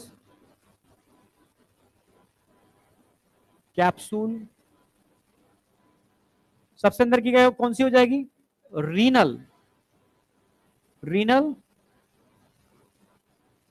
capsule. ये NCERT, मैं तीसरी लेयर लिख रखी है बस। समझ में आ गया? अरे हाँ या ना। अब किडनी के अंदर आपको छोटे छोटे ऐसे रीनल पैरामिड देखने को मिलेंगे। क्या देखने को मिलेंगे? रीनल पैरामिड, ऐसे ऐसे ऐसे 3 बना दूं, बहुत है। ऐसे ऐसे 8 से लगभग 12 कॉनिकल पिरामिड होते हैं। कॉनिकल समझते हो, कॉन शेप, कॉनिकल पिरामिड होते हैं, इनको रीनल पिरामिड बोलते हैं। 8 से 12 ऐसे अरेंज होते हैं। इसमें भी ध्यान रखना है, जो बाहर वाला पार्ट जो होता है ना किडनी का, बाहर वाला पार्ट, ये कॉर्टेक्स होता है। आउटर कॉर्टेक्स से अंदर वाला मेडुला है। ये मैं डायग्राम में दिखा दूंगा। यहां पर जो तुम्हें एक सेंटर में पूरा दिख रहा है ना होल, ये पूरा होल दिख रहा है, ये इसको क्या बोलेंगे? हाइलम। ठीक है, ये वो पार्ट है हाइलम जहां से, समझना, यूरिटर भी यहीं से निकलता है। यूरिटर इस हाइलम से ही होता हुआ निकलता है यूरिनरी ब्लैडर में। ये वो पार्ट है जहां से रीनल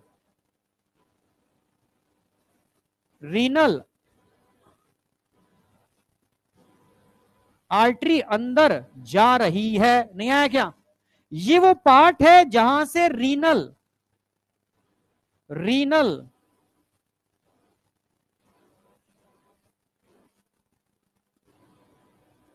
रीनल वेन, कहां दिखाऊं, ये दिखा देता हूं, ठीक है।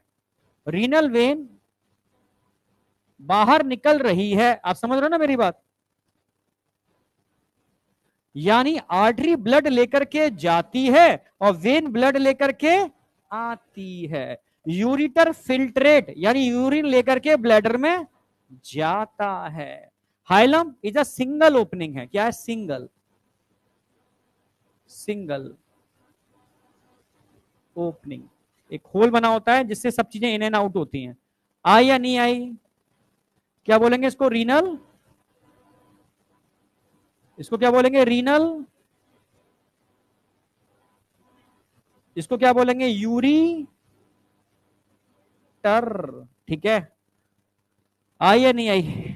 तो ये बेसिक समझ में आया।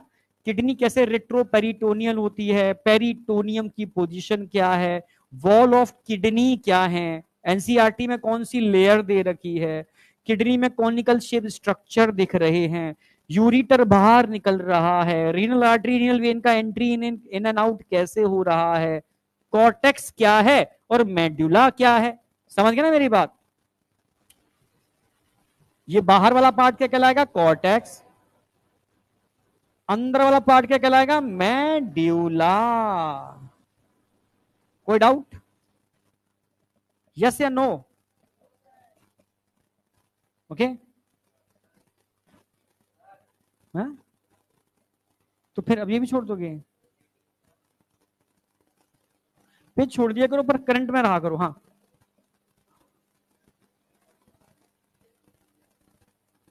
तू कहेगा ना सर ऐसा नहीं, कुछ ऐसा करके दिखाओ। क्या है ये? वह बनाओ ना, खुद बनाओ, कोशिश किया करो, अपने दिमाग को घोड़े दौड़ाया करो। ये डायफ्राम है, ऊपर थोड़े से कैविटी, नीचे एब्डोमिनल कैविटी।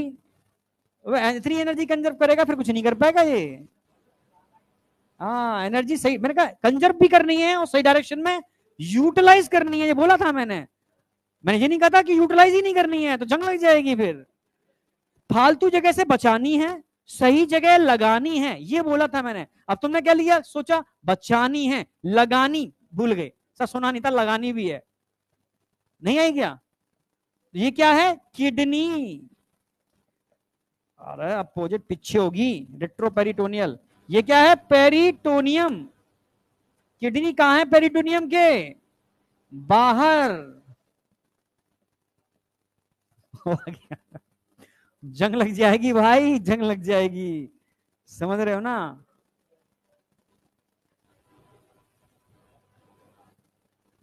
चलो, हाँ भाई हो गया। तू गायब थी 2 दिन से, यहाँ नहीं थी, यहीं थी, यहीं बैठ रही थी क्या? तो हमने देखा नहीं, हाँ, उधर देखा हमने, शायद थी नहीं। कल, तो कल नहीं थे तुम? हाँ, तो वही कल की तो बात है, कल से तो स्टार्ट की है क्लास मैंने। हाँ, छोड़ो मत क्लास एक भी दिन, चाहे कुछ भी हो जाए। ठीक है, हाँ, इमरजेंसी होती है, समझ रहा हूँ। हाँ, नहीं नहीं नहीं, समझ गया समझ गया, कभी कभी हो जाता है। तो ऐसे में क्या करो ना, जो भी टीचर पढ़ा रहा हो, सब इमरजेंसी है, बाहर जाके प्रॉपर उसको, कि ना तो ना वहां बात कर पा रहे हो ना पढ़ पा रहे हो, तो ऐसी स्थिति में एक काम परफेक्टली करो, पहले उसको है केस को हैंडल कर लो, इमरजेंसी वाले केस को, ठीक है। एक मतलब अपने को एकदम डायरेक्शन में, सही डायरेक्शन में यूटिलाइज करो, बस ये है और कुछ नहीं। बस मुझे लगता है हर बच्चा एक सही डायरेक्शन में यूटिलाइज करे अपने उस तरीके को बिल्कुल अच्छे से। हो गया बेटा? कहाँ सो रहे हो? सही हो ना? हाँ। तुझे ये तो नहीं लग रहा बेटा पीछे, तुझसे बताऊं कि ऊपर से निकल रहा है, आ रहा है ना? Adrenal gland is emergency gland, ये पूरा हार्मोन में पूरा पढ़ाऊंगा डिटेल में। एड्रिनल से क्वेश्चन आता है पूरा एकदम, चिंता मत कर तू फोड़ देगा। टॉप रैंक की कोशिश करी हो, अंडर 10 नहीं आया क्या? अब तू किसमें 11th में है ना अभी, 12th में है ना अभी, हाँ अंडर 10, क्योंकि पूरा 11th 12th प्रॉपर होगा तेरा खतरनाक तरीके से। हाँ कार्टिलेजनस फिश, हाँ मराइन होती है। नहीं नहीं, उसके पास किडनी होती है ना, वो अपना किडनी से काम कर लेती है, वो तो किडनी ऑस्मो, जैसे हम है, देखो जब उसको अपनी ऑस्मोलरिटी मेंटेन करनी होती है तो अपने अंदर यूरिया इकट्ठा कर लेती है, और जब लगता है कि उसको निकालती भी है वो यूरिया को, फिर इकट्ठा करती है, फिर निकालती है, फिर इकट्ठा करती है, वो उसको ऑस्मो रेगुलेशन की तरह यूज करती है, ठीक है। यूरिया स्टोर कर लेती है क्योंकि टॉक्सिक नहीं है वो, उसको निकालती भी है, फिर जैसे हम लोग हैं अब यूरिया निकालते भी हैं, और यूरिया फिर रीएब्जॉर्ब भी कर लेते हैं, मैंने बताया था यहां से निकल रही है, यहां से फिर रीएब्जॉर्ब होकर फिर आ रही है, फिर निकल रही है एब्जॉर्ब होकर आ रही है, सेम वो भी करती है, सेम। मतलब वो अपनी बॉडी की ऑस्मोलॉजी को मेंटेन भी कर रहा है जरूरत के हिसाब से, और जब जरूरत नहीं होती है तो फिर हाइपो कर लेती है, अपना हाइपो भी कर सकती है वो, हाइपर भी कर सकती है, और आइसो भी कर सकती है, वो उसके हाथों में है। यहां तक कोई डाउट है? अब आगे बढ़ रहा हूं मैं। अब 1 मिनट नहीं, कहां गया? देखो बेसिकली एनसीआर किडनी का डायग्राम समझ में आया। अब किडनी के अंदर क्या होता है वो समझाऊंगा मैं प्रॉपर, बाहर की चीज समझ में आ गई, आ गई। ये एनसीईआरटी का डायग्राम मैंने चिपका दिया यहां पर, ये मैंने समझा दिया कैसे बना हुआ है, समझ में आ गया। अब मैं इसके अंदर का स्ट्रक्चर क्या होता है किडनी के अंदर वो समझाने की कोशिश करूंगा, और तुम समझने की कोशिश करना। समझना मेरी बात? एक पिरामिड को निकालूं बाहर? अरे हाँ या ना? एक पिरामिड को बाहर निकालते हैं भाई, ये एक पिरामिड है। कैसा होता है पिरामिड? कौन शेप होता है। समझ रहे हो ना मेरी बात? अब समझो ध्यान से, अगर मैं बात करूं ये जो बाहर वाला पार्ट क्या है, कॉर्टेक्स, ये क्या है, कॉर्टेक्स। पर पिरामिड कहां होते हैं? मेडुला के अंदर। आपसे पूछा जाए part of cortex is present in medulla, भाई ये कॉर्टेक्स का पार्ट नीचे आ गया, फंस गया आके, कॉर्टेक्स का पार्ट ये बीच में फंस गया आकर के, कॉर्टेक्स का पार्ट बीच में आगे फंस गया। Part of cortex is present in medulla, renal column of Bertini. नहीं आई?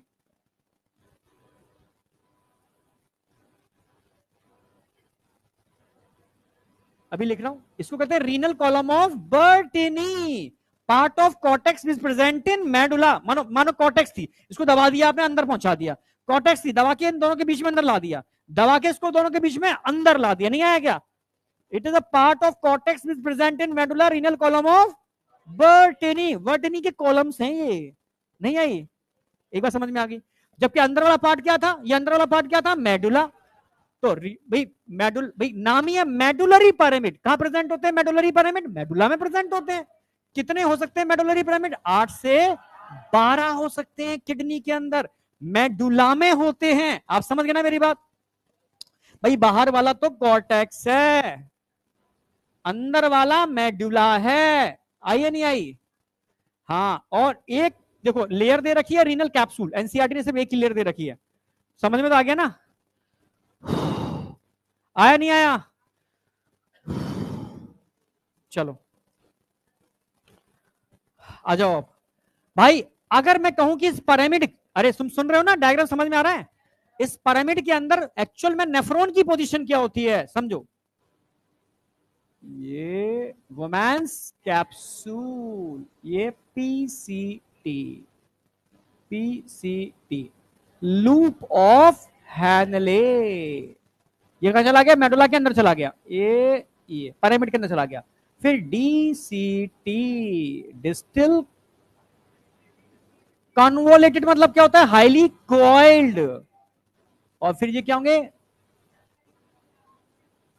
Collecting duct. ऐसे ही कई कलेक्टिंग डक्ट मिलकर के, और भी होंगे, कई कलेक्टिंग डक्ट मिलकर के कॉमन डक्ट बनती है, एक कॉमन डक्ट बनती है, डक्ट ऑफ बिलिनी। नहीं आई क्या? तो इतना समझ में आ रहा है कि नेफ्रॉन का कुछ पार्ट तो बाहर है, बाहर क्या है? कॉर्टेक्स। और कुछ पार्ट मेडुला के अंदर है, क्योंकि रीनल पिरामिड मेडुलरी पिरामिड है। आई या नहीं आई? यानी इतनी समझ में आ रही है कि वुमेन्स कैप्सूल बीसी कहां है? बाहर। पीसीटी, पीसीटी कहां है? बाहर। डीसीटी कहां है? बाहर। मतलब कहां है? कॉर्टेक्स। CORTX। समझ में आ गया नहीं आ गया? यहां तक कोई डाउट है? आपसे पूछा जाए मेडुला में क्या होता है, अब आप बोलोगे sir LH, loop of Henle, collecting duct CD कहां प्रेजेंट होते हैं? मेड्यूला। आई? हाँ, कॉमन डक्ट होगा सब। कई कलेक्टिंग डक्ट मिलने से कॉमन डक्ट बनता है, जो डक्ट ऑफ बिलिनी से पास होता हुआ माइनर कैलेक्स, मेजर कैलेक्स है बेटा। यस, जुड़े होते हैं, दिखाया ना मैंने, ये करके दिखाया ना, छोड़ दिए। बहुत सारे नेफ्रॉन के इसे कलेक्टिंग डक्ट में जोड़ो। कलेक्टिंग डक्ट का मतलब वो सबको कलेक्ट कर रही है, और कई कलेक्टिंग डक्ट में कॉमन डक्टर बनाते हैं जो डक्ट ऑफ बिलिनी से पास होती है। छोड़ दिए ना, बना छोड़ दिए। अरे आई नहीं आई? आई, आई ना? अब एक्चुअल में समझना, समझना, ये पिरामिड जुड़े होते हैं छोटे छोटे स्ट्रक्चर, छोटे छोटे स्ट्रक्चर, ये ऐसे ऐसे ऐसे। नहीं आया क्या? आ रहा है ना? और ये छोटे छोटे स्ट्रक्चर मिलके दो या तीन स्ट्रक्चर मिलकर के एक बड़ा स्ट्रक्चर बनाते हैं, ये एक बड़ा स्ट्रक्चर बनाते हैं। आया नहीं आया? ऐसे ही एक बड़ा स्ट्रक्चर और होगा, ये एक और बड़ा स्ट्रक्चर बना रहे हैं। फिर छोटे छोटे स्ट्रक्चर, ये ये फिर एक बड़ा स्ट्रक्चर। ऐसे कई बड़े स्ट्रक्चर मिलकर के कॉमन एक बड़ा और स्ट्रक्चर बनाते हैं। ये वाला पार्ट आ गया, ये वाला पार्ट आ गया, ये वाला पार्ट आ गया। ये समझ पा रहे हो नहीं समझ पा रहे हो? आया नहीं आया? आया, ठीक है। यानी अब समझना, ये छोटे छोटे स्ट्रक्चर दिख रहे हैं ना, इसको बोलते हैं माइनर कैलैक्स। क्या बोलेंगे? माइनर कैलैक्स। अब जो बड़ा स्ट्रक्चर दिख रहा है इसको क्या बोलेंगे? मेजर कैलैक्स।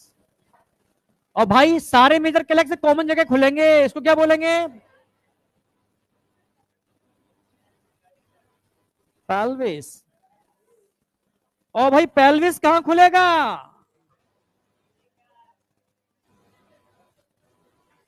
अरे बोलो भाई। यूरिटर। और यूरिटर कहां जाता है? यूरिनरी ब्लैडर कहां जाता है?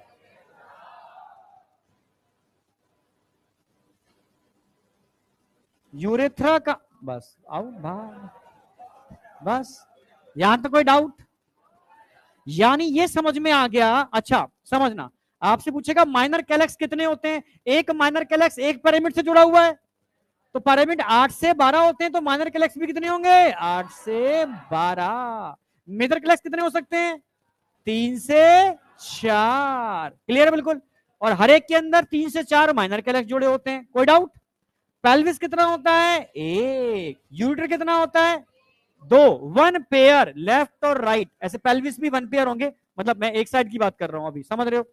पेल्विस छोड़ो, यहां तक समझ में आया? अब पेपेले एपेले छोड़ो, ठीक है, उसको मैं हटा दिया, मेन एनसीईआरटी पर आ गया मैं, ठीक है। यहां तक कोई डाउट है? हाँ, क्या? उसको काउंट नहीं करते कॉर्टेक्स में। मेजर पार्ट कहां होता है? मेडुला, तो इसलिए उसको मेडुला में काउंट करते हैं।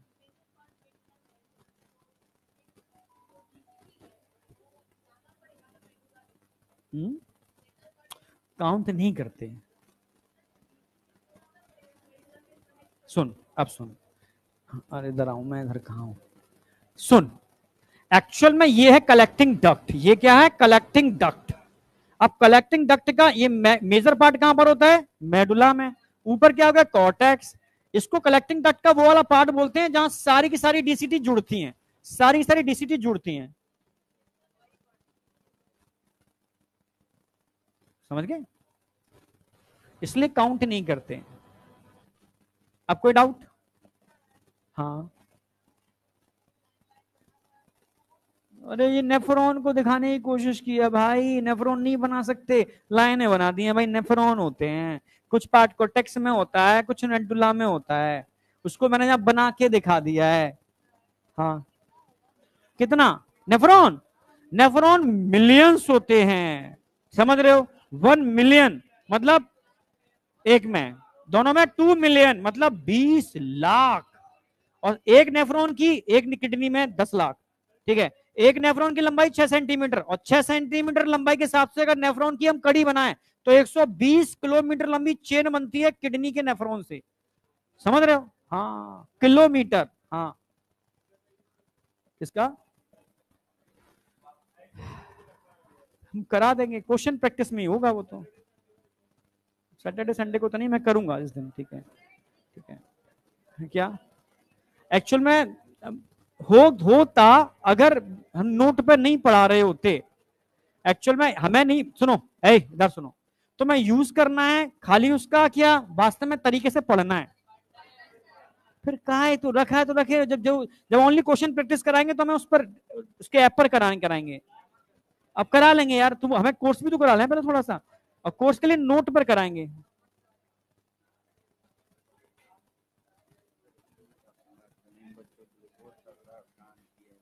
किन्ने?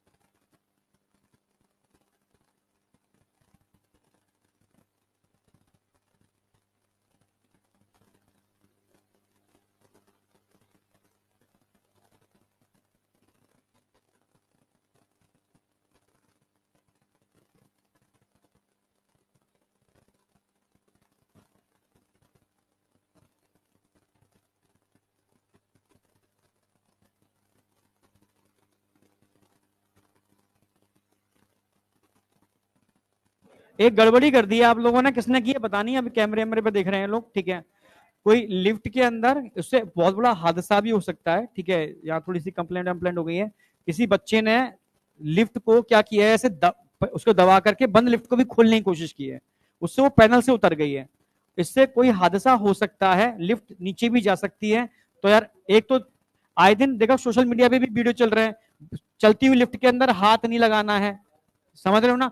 लिफ्ट के संग छेड़छाड़ नहीं करनी है, वो एक इलेक्ट्रॉनिक आइटम है, जरा सी मिस्टेक की वजह से बहुत बड़ा हादसा हो सकता है। कई जगह हुए भी हैं, देखे होंगे। ठीक है, मतलब पूरी लिफ्ट से बहुत लोग जितने भी लिफ्ट में थे सब खत्म हो गए। तो थोड़ा सा सीरियस रहा करो। ठीक है, अगर लिफ्ट अपने आप बंद चालू हो रही है होने दो, क्योंकि कैमरे लगे हुए हैं, वो रिकॉर्ड कर लेते हैं, फिर वो कंप्लेंट होती है। अब किसने किया ये ये देखा नहीं है, हो सकता है इस क्लास के बच्चे हो सकता है ऊपर वाली क्लास के बच्चे हो, पर जो भी होंगे मतलब उनके हिसाब से कोई बच्चे हैं, अब उसकी वो एनालिसिस कर रहे हैं कौन से बच्चे हैं, ढूंढेंगे किस क्लास के हैं, जिससे कि समझाया जा सके। पर वो आज ही शायद कल का केस हो।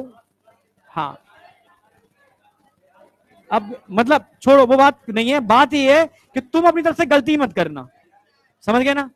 हाँ, 1 मिनट आ जाओ, खत्म करते हैं इसको। यहां तक कोई डाउट है किसी को? हाँ पूछो। अच्छा, स्ट्रक्चर ऑफ नेफ्रॉन।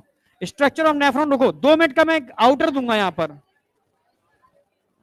अरे थोड़ा बहुत टाइम तो लूंगा भाई, रिलैक्स मोड में पढ़ा रहा हूं, ठीक है, कोई टेंशन दे रहा हूं, याद करा रहा हूं, तो वो तो नहीं घोड़े दौड़ा के वो खत्म कराना है, और खत्म मुझे कराना है फ्राइडे को।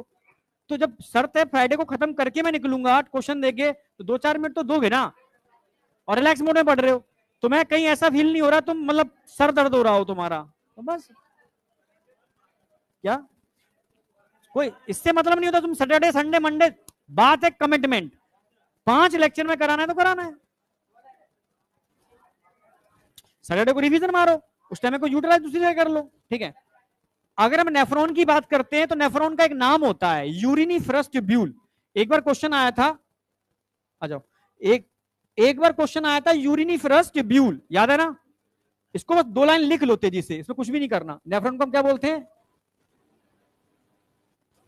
यूनिट ऑफ किडनी होता है, बस लिख लो।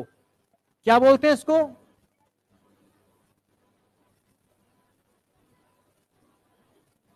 Uriniferous tubule. कितने नेफ्रॉन होते हैं? Number of nephron.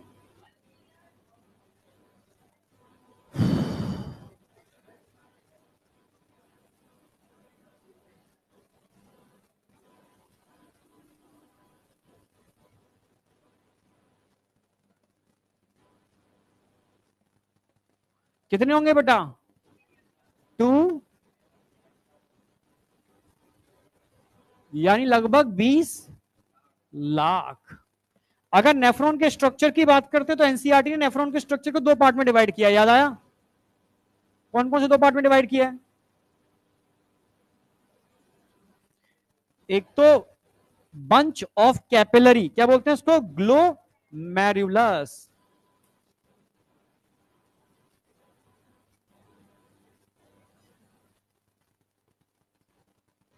और दूसरा पार्ट क्या है? Tubular part of nephron. Tubular part. अब ट्यूबुलर पार्ट की बात करते हैं, ट्यूबुलर पार्ट में क्या क्या आ जाएगा?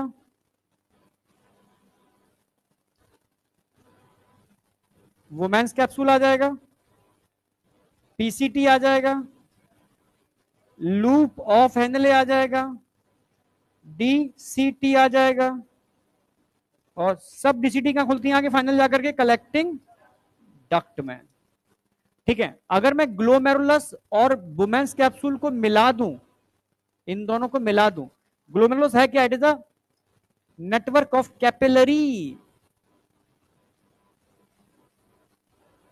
Network of capillary.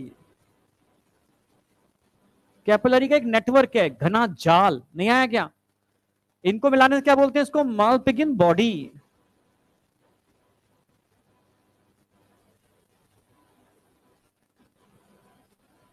या मालपिगिन कॉर्पसल्स या रीनल कॉर्पसल्स भी बोल सकते हो, ठीक है।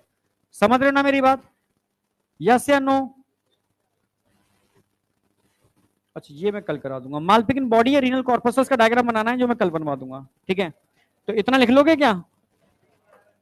अच्छा, एक एक होमवर्क आपको करना है, इसके लिए एक पेज छोड़ देना, और अगले पेज पर ये डायग्राम बना के लाना है आपको पूरा। हो जाएगा क्या? ये होमवर्क है, और कुछ क्वेश्चंस मैंने दिए हैं, जो कल क्वेश्चन कराए थे मैंने, वो मैंने उसके आंसर लगा दिए इसके अंदर। क्लियर है? समझा दूं तुम्हें बोला तो, ये तो सब आंसर लगा दिए हैं मैंने सारे के सारे, तो मैच कर लेना। और ये नया होमवर्क है, ये करना है, ठीक है। ठीक, ये आपका कंप्लीट होता है।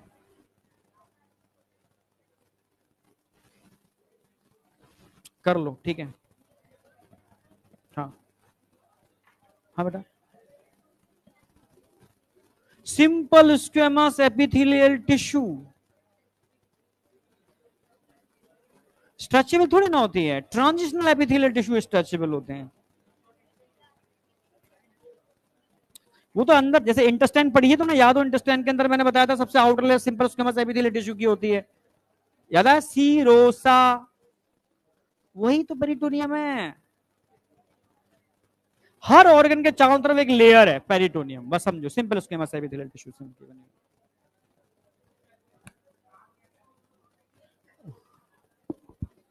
अंदर के फ्लूइड को, मतलब एक अंदर का एनवायरनमेंट प्रोवाइड कराती है, कवर्ड करती है।